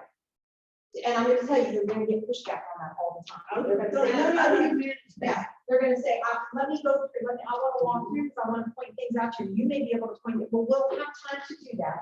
Just let me do a real quick run through, because then remember what you're doing is you're going through numbers and stuff with them. And you need to make sure that in one of the bedrooms, there's not a gaping hole in the ceiling, or there's drywall that's not finished, right? So if there's any way at all that you can get an opportunity to walk through the house, I mean, it'll take you literally 5 minutes to do that, upstairs and downstairs, right? And so that's what you want to try to do your walkthrough. When you get them following you, it's hard. It's hard, and then you know, okay. If they don't fill out your home information sheet yet, you can ask them and you say, oh, I'll do this. That's right. This You out can- right here. Yes, that's Right. exactly Just right. have to ask. Yeah. What, just Yeah. have them do the Yeah. tedious. And again, you can say to them, look, I just need to do a real quick walkthrough.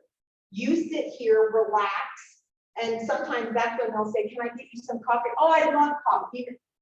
Even if you're not a big, that's a great time. Again, what you're doing is you're giving them something to do, right, during that time. So then, once you've done your walkthrough, you're coming back, and then that's when you're going to start going over your listing presentation, which again, you're going to have a link in, and I probably can't find it quick enough on here, but there is a listing presentation simulator template that you can go in and do, right? And you want to do that. And here's what my suggestion is. How many of you are a tech? How many of you are a computer, would take a computer with you on a listing appointment? Yeah, Craig would. Anybody else? I do. I think Mary does. I think that it's wise to do it. And there's a couple different reasons. Number one is the day and age we live in today, being tech savvy. But I'm also going to tell you that it makes absolute sense to print it out too, because what happens if you get there and your computer doesn't work, or your battery is something, or whatever. You're not sitting there like trying to figure out what am I doing. You've also got it in print. Or I'll tell you that there's a lot of people that I would go out and see because they're older. Digital isn't something, but you may have one that is and one that isn't. Or if you can get on and show before and after pictures, sometimes that's a great opportunity to do, because you can't print that, but you can show things if you have that opportunity, or if it's going so well and you can show those kind of things, then you can do that. But I do both, have both of them available. And so this that I've given you right here is like listing paperwork that you're going to have completed. And there's a lot of people too that will do things, sign things digitally. I think that there's potentially problems with that, because if any of you, and if you haven't done this, I want you to do this. A lot of people will sign things here at the office. We're still using .loop, right?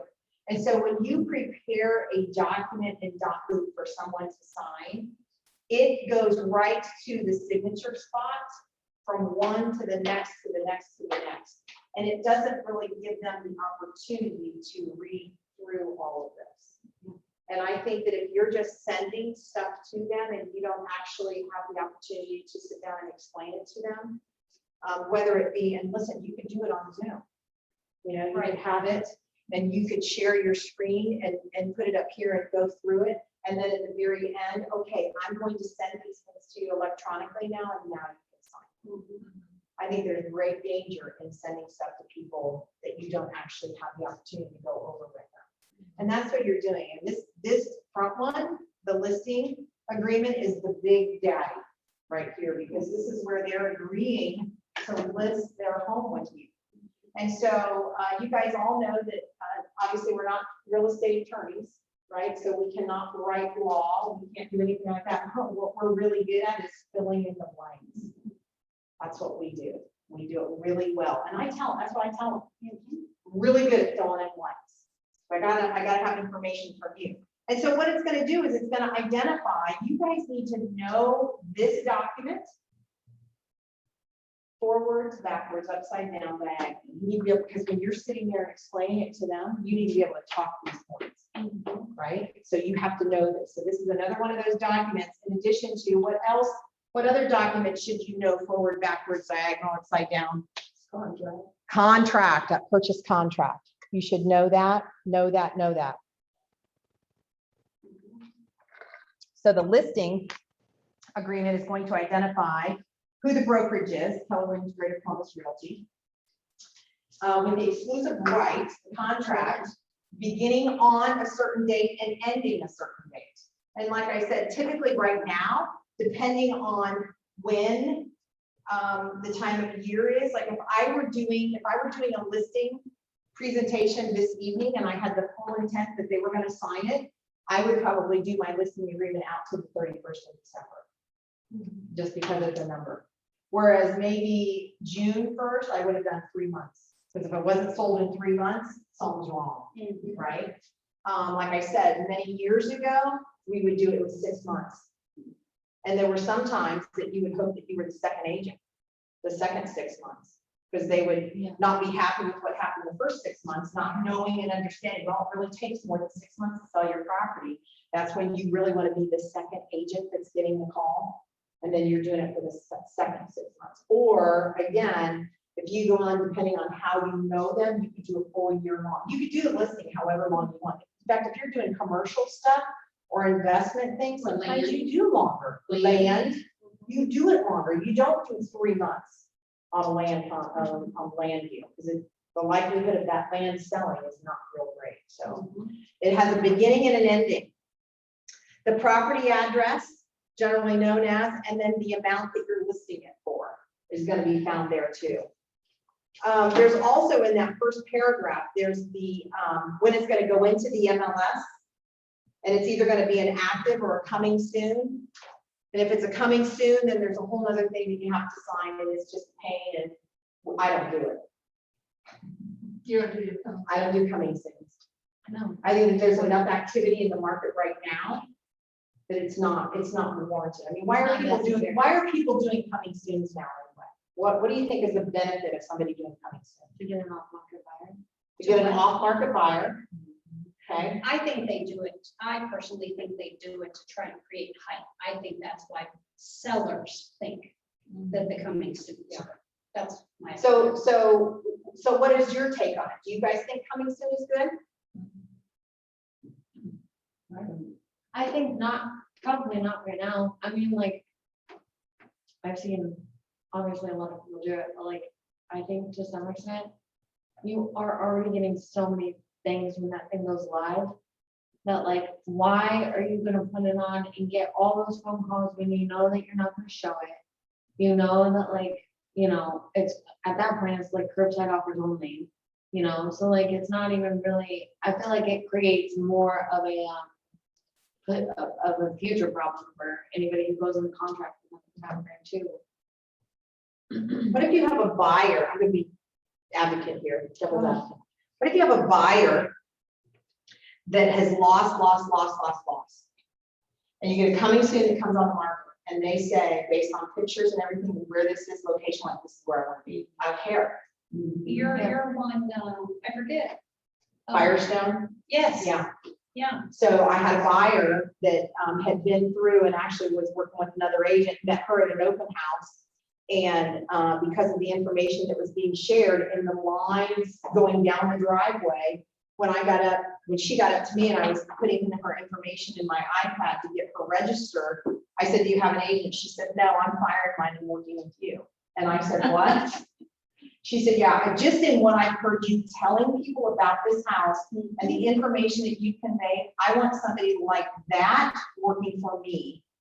And I said, would you stand right over here for just a minute? Because I mean, the driveway was just filled with people. This was earlier in the summer. I'm not going to tell you that that's how things are today. They're not. But we had one that was a coming soon. It was in the exact location that she wanted to be. It was a week before it was going to be listed. And, you know, I'm sitting there saying, who does this and why? Is it because of the height? What is it? This buyer was so sure about this. She wrote an incredible offer without seeing it. And we sent the offer before it even hit. I mean, it was within that week. It was within like the first day or two. We submitted that offer. What happened with that is those sellers, we wanted her just to accept our offer and to not even then go on the market, which is what happens sometimes. When you see something coming soon and then it goes live and boom, it's in, that's sometimes what's happened, right? And so I thought, how unfair, right, that this would happen. But I gotta tell you, this is how it worked. Not that they accepted the offer in that time period, they didn't, because, and here's where the communication piece is so very crucial. I had a very open conversation and several conversations with this listing agent and said, look, we've been through so much. She wants this home. This is what she, and let me just tell you, she wrote a phenomenal offer. It was seriously above where it was listed. I mean, it was all non-refundable earnest money. I mean, it was over the top. It was over the top. And so we were shocked that they didn't take it. Just take it. But here's what the seller's position was. We put it out there saying that it's coming soon. And we have all these people that have gone in there set showing stuff when it's going to come live. We feel like we need to give them that opportunity. And so they did. Now, what it did though, is it showed again how serious we were. And because of us submitting it like we did when we did, it gave something to the seller to say, wow, she's really serious. And so after we then went inside of it and went back and said, yeah, we're really serious. And it's like a fantastic kitchen that had been redone. Everything else that we've been looking at needed kitchen redone, and she was looking at dropping $30,000 into a kitchen and all this. And with this one, she didn't have to. So she was willing to put it all on. And so these sellers, even though they didn't honor it in that coming soon or as soon as it went live, because they ended up, I think they even did an open house. And we're like, really? Why do you have to do an open house? And I would keep checking in with the agent saying, hey, just checking in. Are we still good? Are we, you know, again, because of the rapport that I had built with that agent, she was very commandeering to conversation. And I'm going to tell you, sometimes that's what will beat things out. Yes, is the conversation, communication that you have with people. So with that, then they allowed that to happen, to give everybody the opportunity, and then they accepted our offer. Yeah. So that sometimes is how a coming soon can work to your benefit. If you've got something that is absolute on something, then you write your curbside offer, right?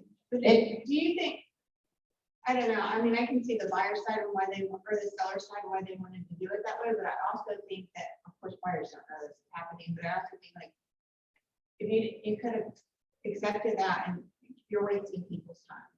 I guess.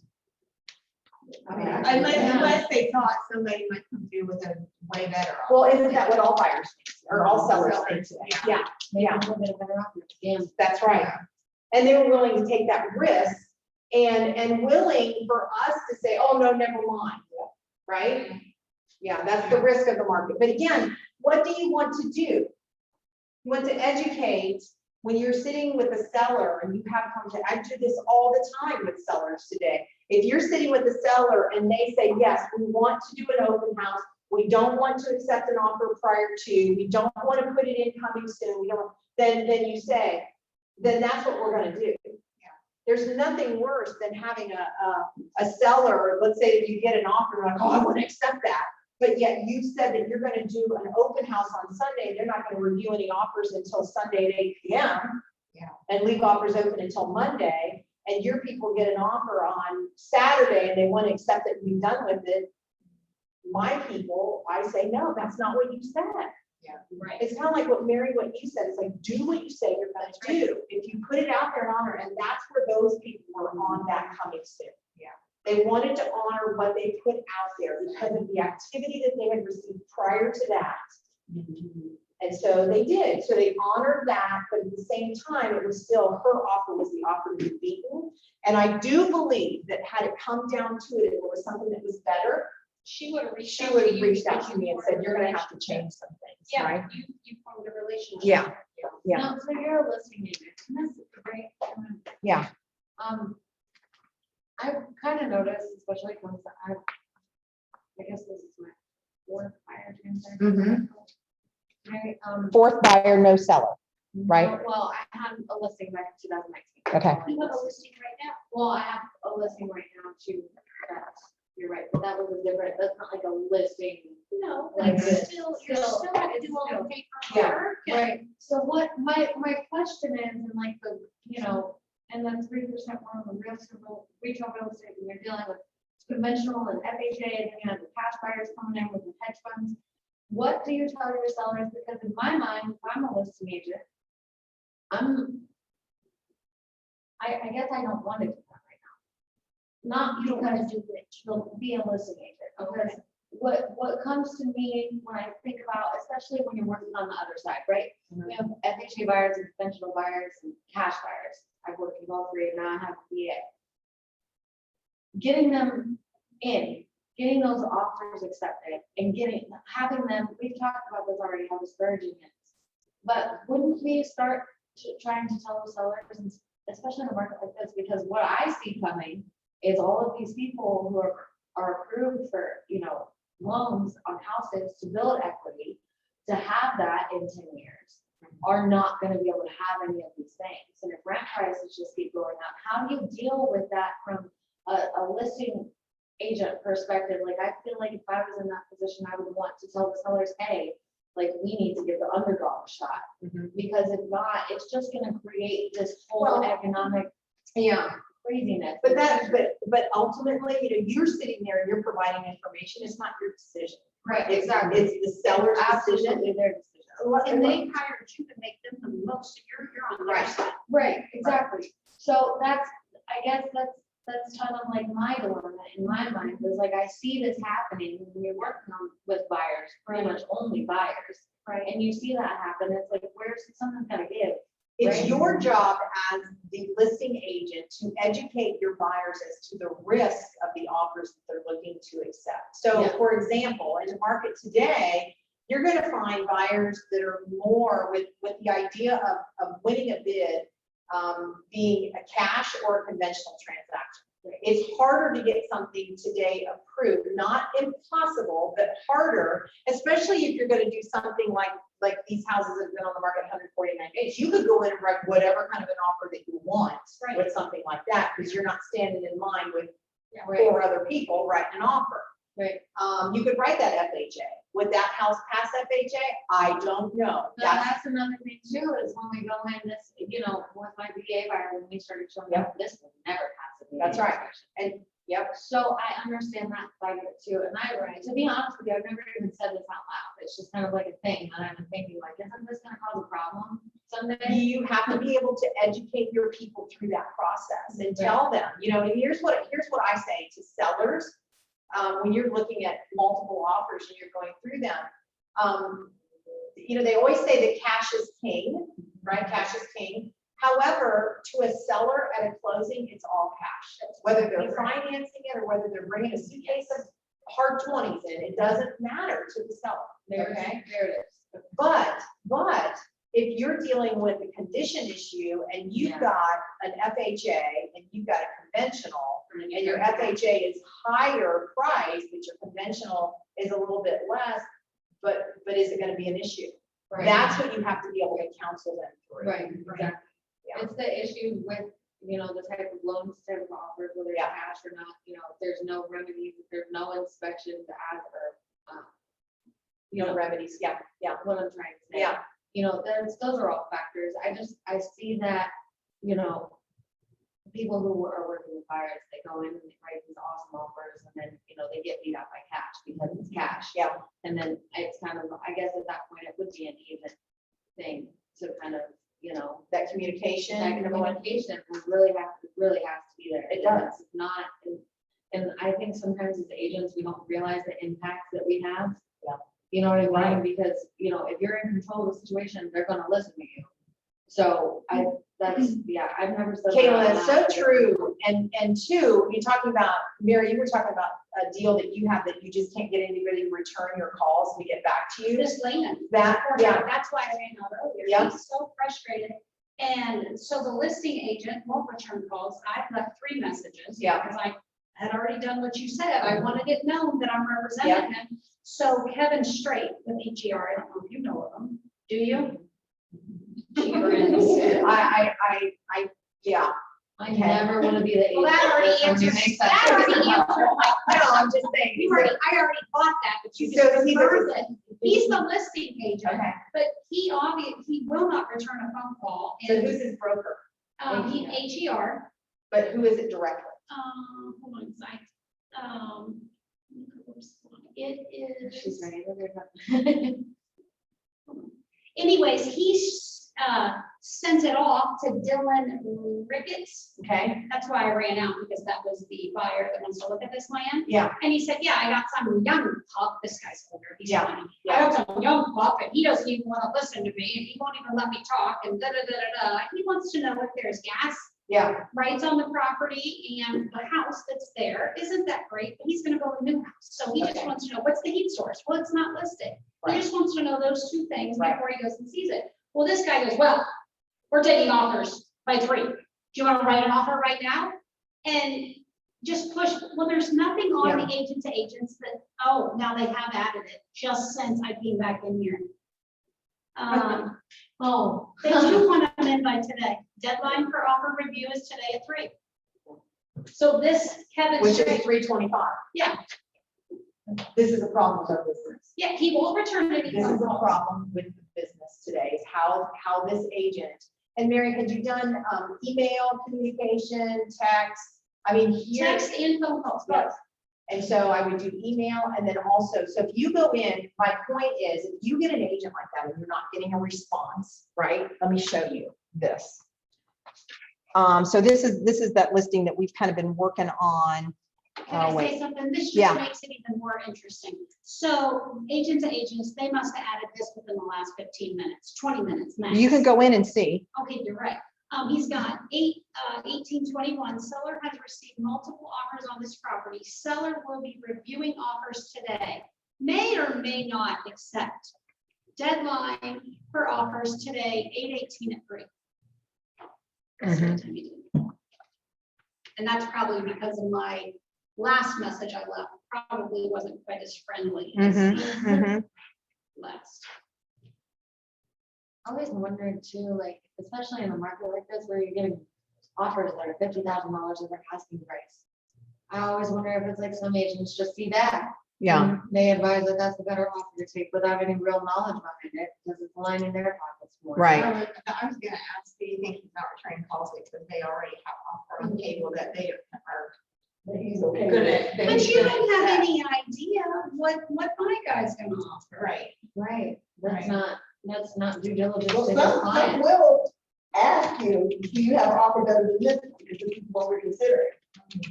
Some will, you know. Can they answer that question? No. No, Why not? Yes, you can. can you? I've answered like 3 sitting here on my Holly Bank. Can you as an agent answer that question? You I- can't well, I have- disclose the specifics of the offer, but you can say whether. Why not? I always thought that you couldn't, I don't know. That's Maybe real estate. that's what they're teaching us on us. Whose acknowledgement do you have to have? The sellers. Sellers. Oh, there's What a does the thing, seller want you to do? there's a disclosure form in the listing packet, I remember that. Yeah, So if a seller says, and when I fill my seller's consent out, one of the things and conversations that we have around that is in the, where it's more, is I put in there that I can have a conversation that has to do with anything to get them the best price for their home. And like doing this earlier today, I've answered 3 in around, they ask very generic, but this buyer's agent knows that her buyer's top max is 285, their FHA. And yesterday when she checked in, she says, shall we still see it? And I said, yes, I definitely would. You know, that tells her, yeah, you're good, go on. Well, today she's being smart, checks back in, and she said, do we still need to? And I said, you know, casually, moving on. yeah. She's Yeah. like, thank you so much. You Yeah, saved my because time, and you that's saved my exactly buyer's right. time.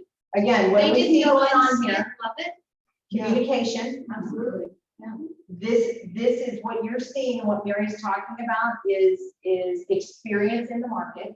You have the ability to share that as long as you have your seller's consent. If you have a seller that says, no, I don't want anybody to know, no, which I don't know why they wouldn't.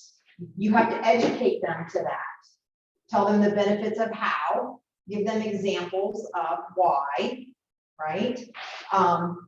But yeah, so as an agent, this is what I do all the time. It's like, look, I've got a great buyer qualified, we've got gap money, we've got this is what we're thinking for an offer. And I just tell them, Yep. 285, I've got 25,000 in gap coverage, I'm doing a 2,500 non-refundable, this is when we want to close, is it worth me writing the offer? Exactly. You'll get some that'll say, no way, doesn't even touch it. Thank you so much for saving me the time. 'Cause it Not takes a only lot my of time and writing up that offer, Then looking at it. them looking at it, yeah, And it's even the buyer's disappointment. yes, that's right, Yeah. that's right. So- Do we really have a shot? I had a selling agent tell me exactly, like, I called about offers and whatever they do, because it wasn't most enough part of call. It's, that agent straight told me, we have an offer for $40,000 over. Like, am I then allowed to turn around and say, this is what we're dealing with? To It's your, an investor. to your clients, Mhm. to your clients, She told me, this selling agent told me, yeah, we have an offer for this much over, so that's what you're looking at. yeah, So if you're not writing an offer over that, it's dead. right, Right. Pretty much, yeah. What was But your I can't question? know, but can I tell my buyers that? Who are you representing? The buyer. Can you tell your buyer that? I- Yes. I assume so. Yes, Your you job can. is to get the buyer and ask. Yeah, Right. that's right, Okay. yes. Yeah. There's nothing, That agent was I trying mean, to I help did, you. but then I got nervous, like, No. what am I supposed to tell them that? Because how am I supposed to Again- tell him what's an acceptable offer? If we have no idea, when right? you're, and again, this goes back to my loyalty agreement. Mary, you're gonna have to go over this tomorrow. Yes, I will. In that loyalty agreement, what are you doing for the buyers that you're working for? You're working on their behalf to get them, Loyalty to you. that's right, and you're educating them on pricing, on this, on that. You've learned that, so is that something that you share with them? Absolutely. Yeah, yeah. And again, listen, you'll run into agents all the time, and I love this. Not that you can educate them out of this, another agent, you can't. But how many agents, Mary, how many agents have you called and you asked the question? And you tell them, I can't tell you that. I'm like, well, yeah, you really can. But you Not just that- have to have Yeah, yeah. your So sellers. But Yeah, honestly, most agents appreciate They do. the communication. they do, absolutely. Absolutely. Yes, yes, yes. So it all goes back to consent, right? Where are we on? So we got off onto this thing about coming soon. Wow. So, number two, this is very important. This is your realtor fee and compensation policy. What is a listing percentage that's common in our marketplace today? 3% for who? Both sides. Both sides. So total is 6. So you guys understand that when you're filling out a listing contract, this is the agreement that you have with the seller, and the seller is compensating both listing and selling agents, right? So you and us as a brokerage are getting paid through that seller. This is where when you're meeting with your buyer, you tell them that they are not responsible for compensating you out of their own pocket. I mean, essentially they are through the purchase price of the home, right? But your fee is paid through the listing of the property. And that's why you'll see a 6% fee on here. I've never done down here and asked you seller hereby permits brokerage to offer compensation and to compensate other brokerages as sub-agents. I've not ever done a sub-agent. If you want me to hire you, What? do we have some agents? I don't, like I said, I don't think so. And so we're always a buyer broker. So if you're working with a buyer, you are a buyer broker, a buyer agent. So that's what I'm always selecting there. Yes. So no on sub agent, yes on buyer broker. The cooperation policy. This is where the company is cooperating with all brokerages and must believe not to be in the seller's best interest. Such refusal to is dealing with written disclosures. I've not ever had that either. I just want you guys to know they make changes to this stuff often, right? Like recently they added the number 12, which is the electronic surveillance devices. That's something that's newer on our contracts here. Our listing contracts used to be 1 page, now it's 2. It's like our purchase contracts used to be 8 pages, now it's 13, 14. Agency, seller acknowledges receipt of the consumer guide to agency relationship, which also is going to be one of those forms in here. This is where it explains that. This too is something else that you guys need to know. And regardless of when you're working with a buyer or a seller, this is something that you have acknowledged because it gives the Greater Columbus policy on agency.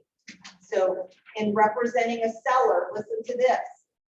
Most sellers of real estate choose to list their home for sale with a real estate brokerage. When they do so, they sign a listing agreement that authorizes the brokerage and the listing agent to represent their interests.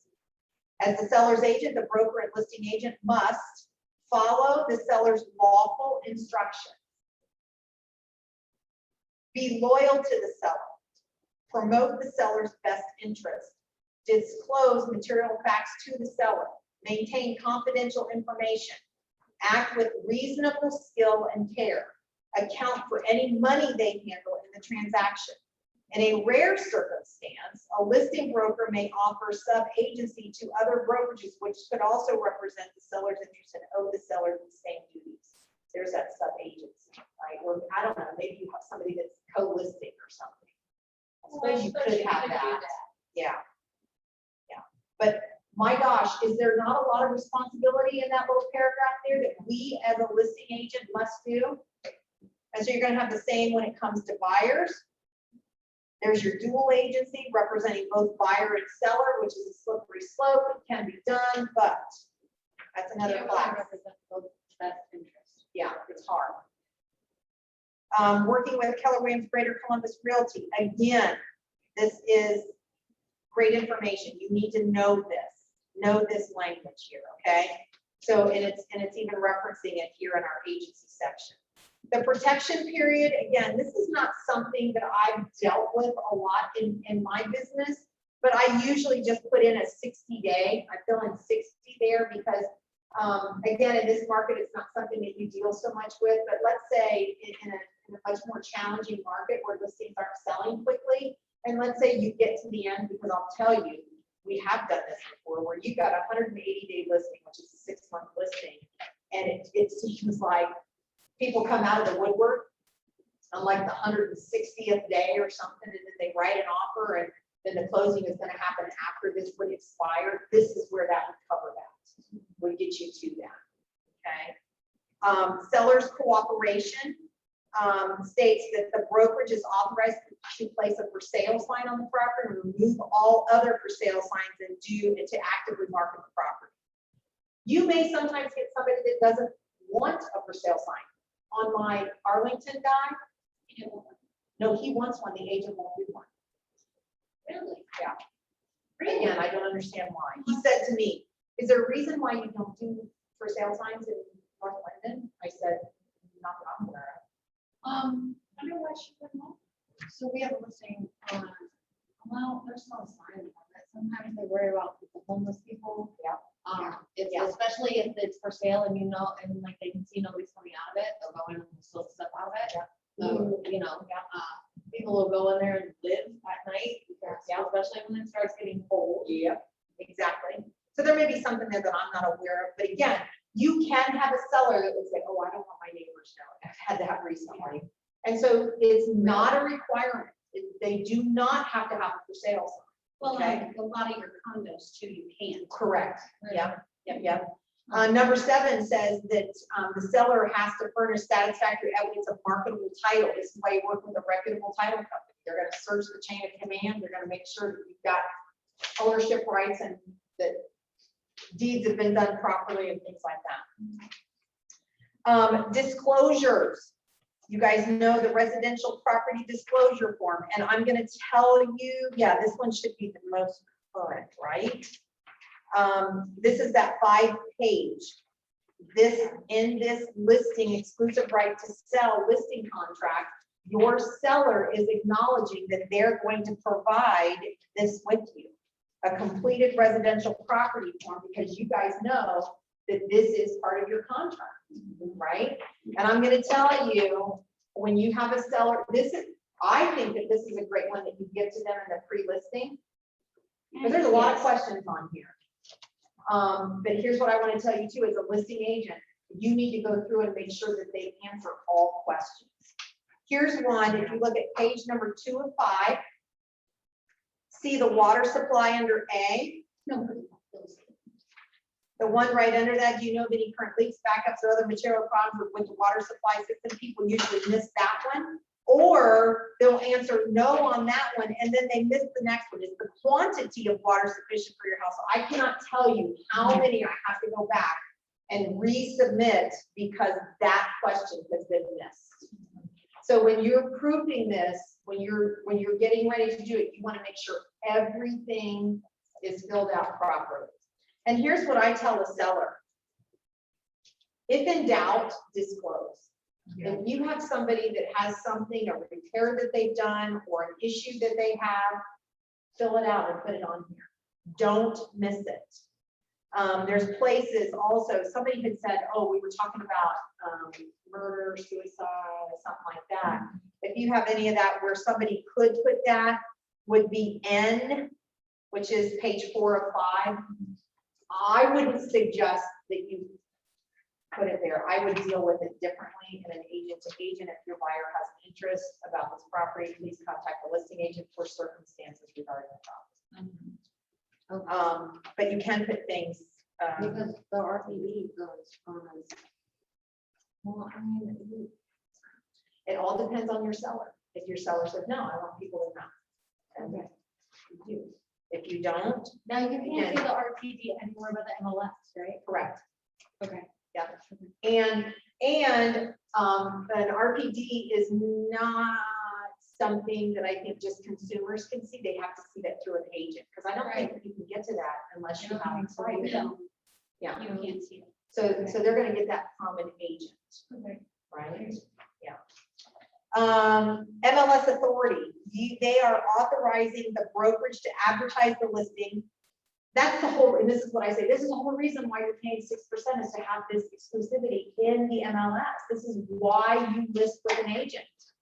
Otherwise, you list it by yourself and you deal with it. On Zillow. Yeah. Or it's not correct, yeah.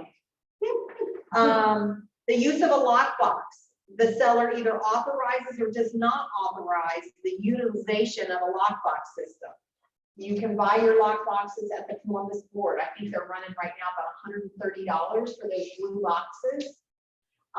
If you want, that's the most secure, and it allows and this is what I tell a seller, again, what you're doing during this listing presentation, you're educating them about all these things. So they're gonna have a lockbox on their door. I tell them when they use this lockbox, it records people coming in, and reports them going out. So if there are ever any issues, I've never had any issues, but what it does is it documents when they go in, when they come out. So, you know, as an agent, when you go in, how many times have you gone in and shown a home and it says, are you finished with the showing?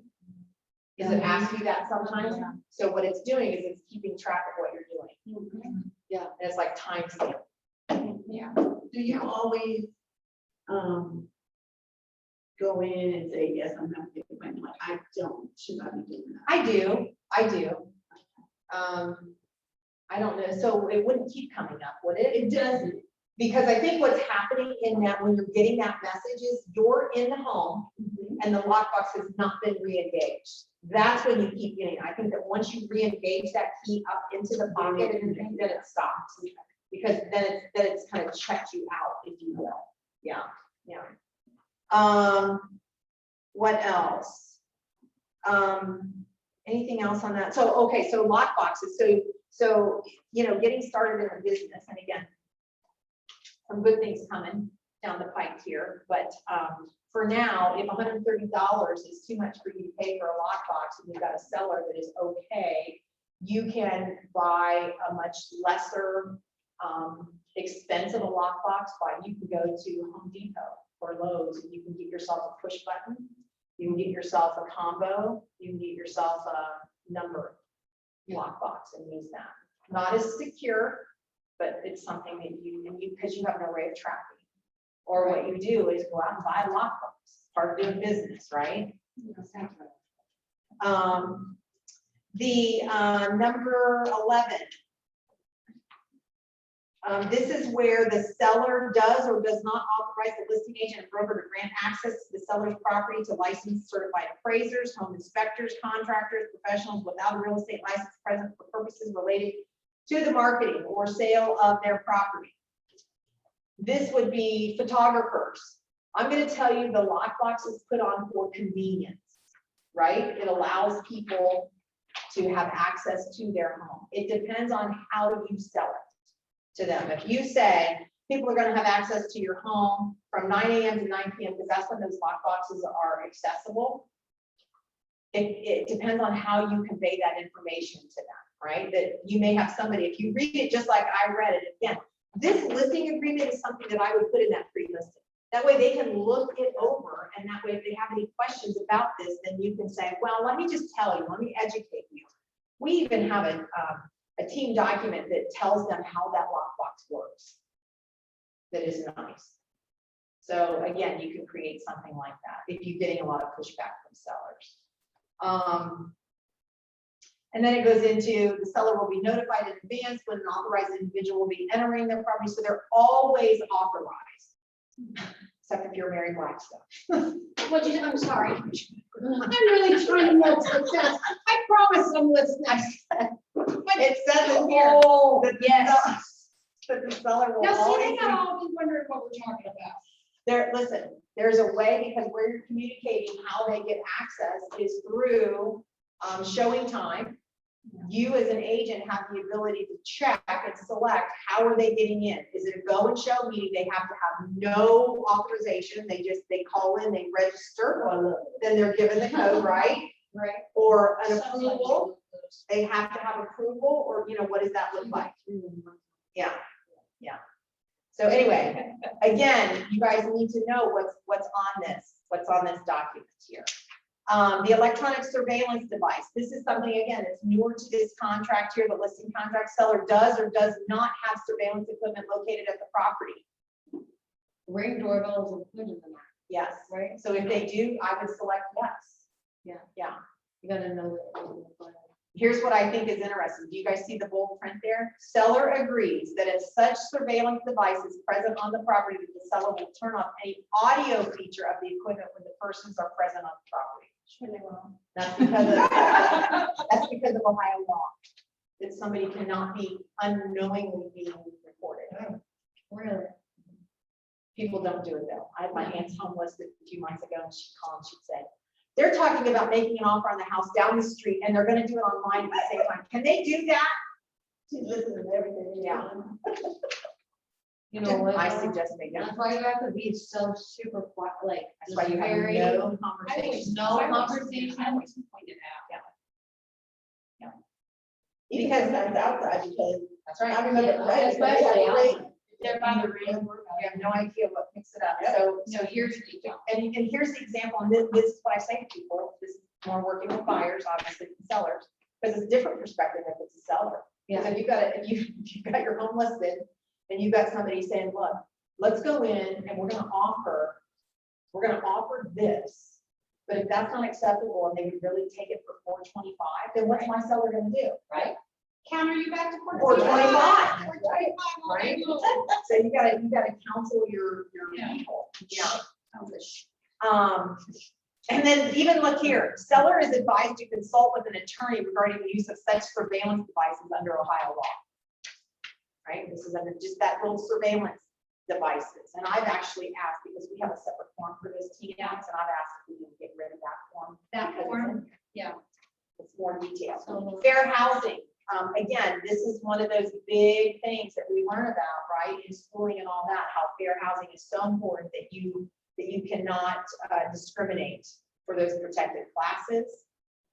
Foreign sellers, there's federal regulations that require foreign sellers to provide U.S. tax identification. Listen, I've been involved in closing transactions when that hasn't happened, and it's a fiasco at closing. So again, you're just making them aware. This would be a great opportunity for you to connect with the title company and have them explain the FERPTA Act to you and what that means, okay?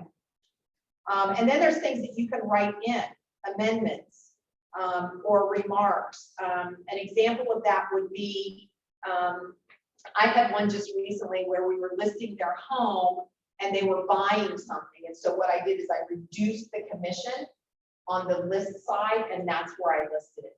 Or if it's somebody that maybe I would represent both a buyer and seller, maybe I would reduce the commission on that too. And that would be an area where you can write that in there. You can Or still put the 6 up there and then you just put it in the remarks section. do like a star, like I do my 6, and then I do like an asterisk, and then I would explain it down. Or how many times do you go out and you have a seller that says to you, we're gonna list our home, but I have a neighbor that has expressed interest. So if they buy it, do I owe you a commission? You can write them out as an exclusion. You can say, unless this party purchases, then you can say total commission to be paid would be 3% or 4% or what, you know, whatever. So you can make those amendments to that listing, okay? Oh my gosh, you guys, we have 10 minutes left. So I'm gonna go back to this surveillance thing, because I've read that and I've heard a lot of horror stories, right? Seller also agrees to defend a home listing broker. So this is completely, like, regardless of what is said, the sellers or our clients can't do anything about it. In the surveillance, In the surveillance. yeah, because of Ohio law. Wow, that's crazy. Yeah. Right. So again, don't they reference the code and everything with that? I think so. No. No, they don't, but you can certainly Google that up and say surveillance devices under Ohio law, and it will tell you. Yeah, and again, sometimes what it's doing is it's educating people around that, right? Right. All right, so, the next document there that's listed is this 4-pager. This is the actual MLS worksheet that you're filling out. I'm gonna tell you from a perspective of where I come from, I don't input my stuff into MLS because I have an administrative assistant that does that. But what I will tell you is when you go in as your own individual agent, when you go in to do a listing, you're gonna be working very closely with your mentor to help you do that. But a lot of the information, remember at the very beginning, we were talking about lot dimensions and stuff like that, acreage, it'll come in like 0.178, whatever. A lot of that stuff from county record will come up and come up automatically on your MLS sheet. There are still going to be things that are required. So you'll see those when you go into the MLS to add an active listing. You will, it will not allow you to actually make it a live listing until that field is complete. Okay, so and that's just it's gonna obviously ask you the street, the address, your county, your city mailing. It's gonna be what type of a sale is this? Is it a single family? Is it a condo that's freestanding? Is it a condo that's shared wall? Is it other residential deeded land? Is it, what's the classification of it? Your list price, is it a mid or high rise? I don't think I've ever selected that in any of my business that I've done here in Columbus. Is it located on a floor? This may be, if maybe you have a condo, you could put, if it's an upstairs unit, you can put second floor. School district, is it new construction? If it's new construction, what's the completion date? Of corporate limits for the auditor township. This is another thing that you're going to find out on the auditor for that tax place. Oh.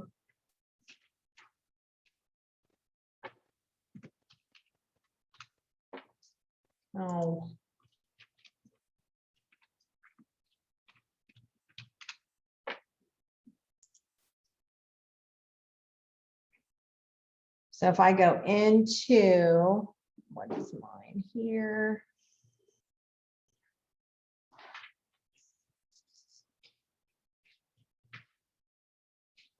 Reynoldsburg and Turo. Okay, so if I go into my auditors page here, it should tell me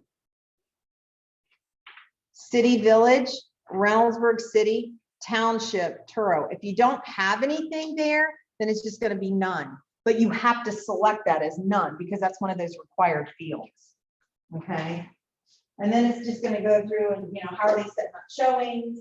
What's the buyer brokerage tenant? Make sure that you fill that in correctly. If there's an agent in town that does 300, what does that mean? What you said. On the commission piece of it, you guys know how to find out how much you're going to make in Yeah, commission? right down there on the right and look at them because they're different. They're different. They can be different. Percentage, right? See, like ours says 3%. I've seen some that are like 3.00. What might that mean? Or $3. Yeah. Oh, true. So, right? So you just want to, what if it says 2.5? You get 2.5 unless you put something different in your purchase. Right. contract. So you just always want to make sure. Now, here's the challenge in that. If you have a buyer that wants to see a home and it says 2.5 here, do you not show it because it says 2.5 as an No, agent? you go show it. You go show it. Yeah. Right. But just be cautious about this because again, sometimes there's I ran things. into one that said 1%. Yeah. They already written the offer and everything. Oh, okay. Yeah, exactly. Or there's one, somebody was looking at something the other day that said $500 in there. Yeah, it was a rental, so it was a little different situation. But again, you always want to check that because again, you're filling it in here as to what it is, right? But you need to let everybody else know. So any other questions about that? There's just a lot of fill in the blank type stuff, right? Craig, do you have questions? No, I think So I'm ready. it's like, that's a lot of acres. It is Yeah. a lot bigger. I hope you make your first one. Yeah. And so, then Are you again, all on private title sheet? No, Jill and I are. Oh, okay. so, you look at your showing instructions. Again, these are things that you're having conversation with about your people at the table as part of your presentation, right? And those of you that are working with mentors, this is where you want to go and sit with your mentor during one of these. So you can see these done live Phishing scam alert, authorization to furnish the RESPA, which is your settlement statement, final settlement statement. You have to have this signed so the title company can release that to you. If you're dealing with a condo, there's a huge checklist for that you need to find out who the homeowners association. This again is another great document to give out ahead of time so that they're not, I'm telling you, this is oh wait, it's in that box. Let me go get it. Okay. Right. If you're doing a home warranty, this is where you've got to get name brands and stuff.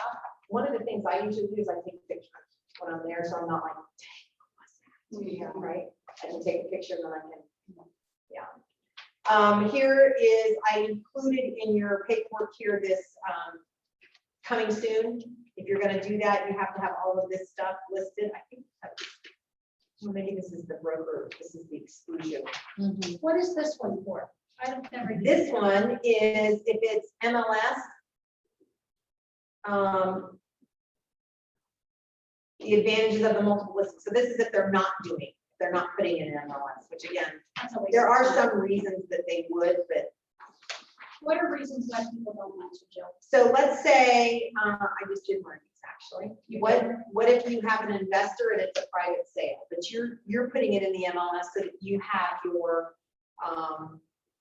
you get your credit through the board, but they are giving you the rights to sell it, or they have a personal sale arranged. You can do that and it doesn't have to go in there. Okay, so question. So say you close on a property that's outside of our Columbus ward. Is this the form that you fill out to get credit? Because I didn't know I had to do that. I don't know. Or I need to ask Brandon because I didn't know he was. It does say other websites not affiliated with the listing company where the data is provided by the MLS. So that could So be, maybe it is just this one. So we get our credit. yep. Broker exclusion Now, waiver. let me ask you this, in the state of Ohio, we can sell anything anywhere, we just don't have access to. Correct. Yeah, your territory is the state of Ohio. The thing that you really want to watch though is when you show outside of ours, you don't have access to their MLS. Correct. So you want to ask that agent to forward you the agent to agent MLS. Okay. Because that's where you see, because a lot of MLS areas is- out Yeah. don't do 3%. Yeah. They really Really? don't. Right. No.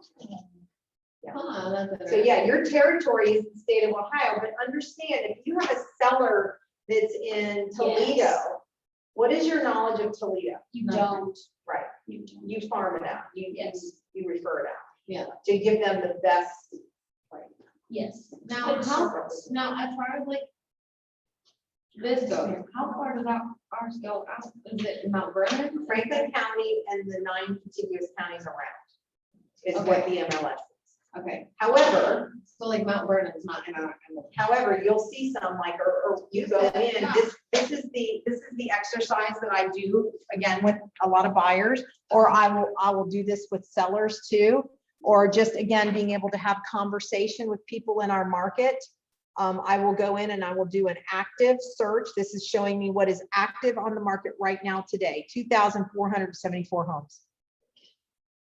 A normal market where we have balance, which has not been for many, many years, is 10 to 13,000 homes. We're at 2,474. So what I do then is I also show them in a map. See all those greens? There's our 2,474. But look at this. Here's one clear up here. Okay. Here's some clear over here in Dayton. That is not in our MLS. But for whatever reason, whoever has these homes listed, look at all these down in Cincinnati. If I click on that one, it's listed for 110.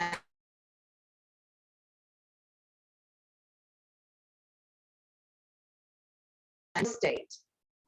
And here's, if you want to find information about who they are, the brokerage, you click on the number there to the left of their name.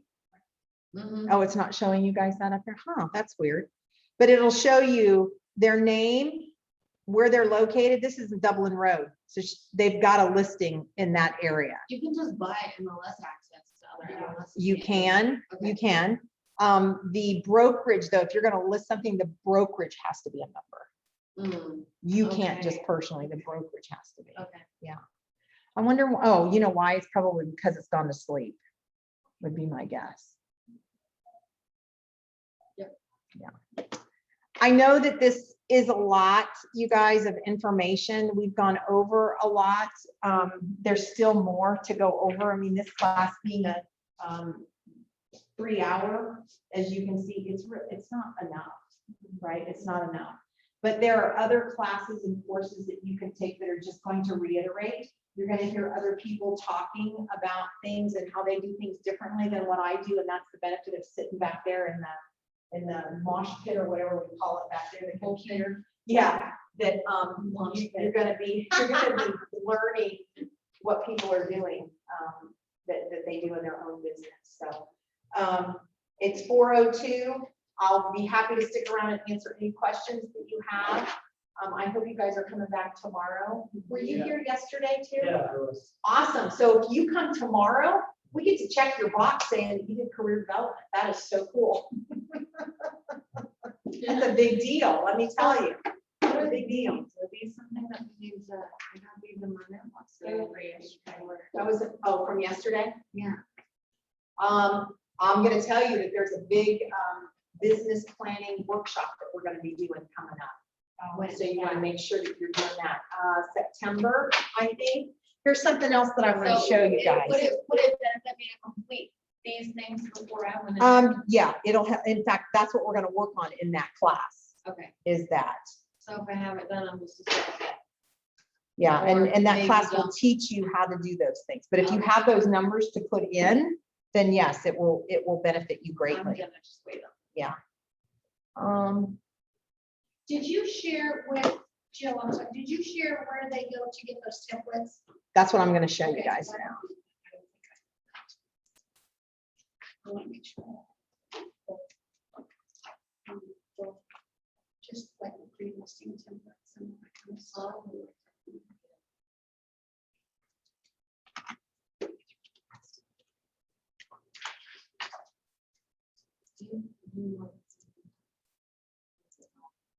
Have you guys all met with Rachel? Yeah. I need to go and see her. I haven't had anything. Okay, fantastic. Good to see you.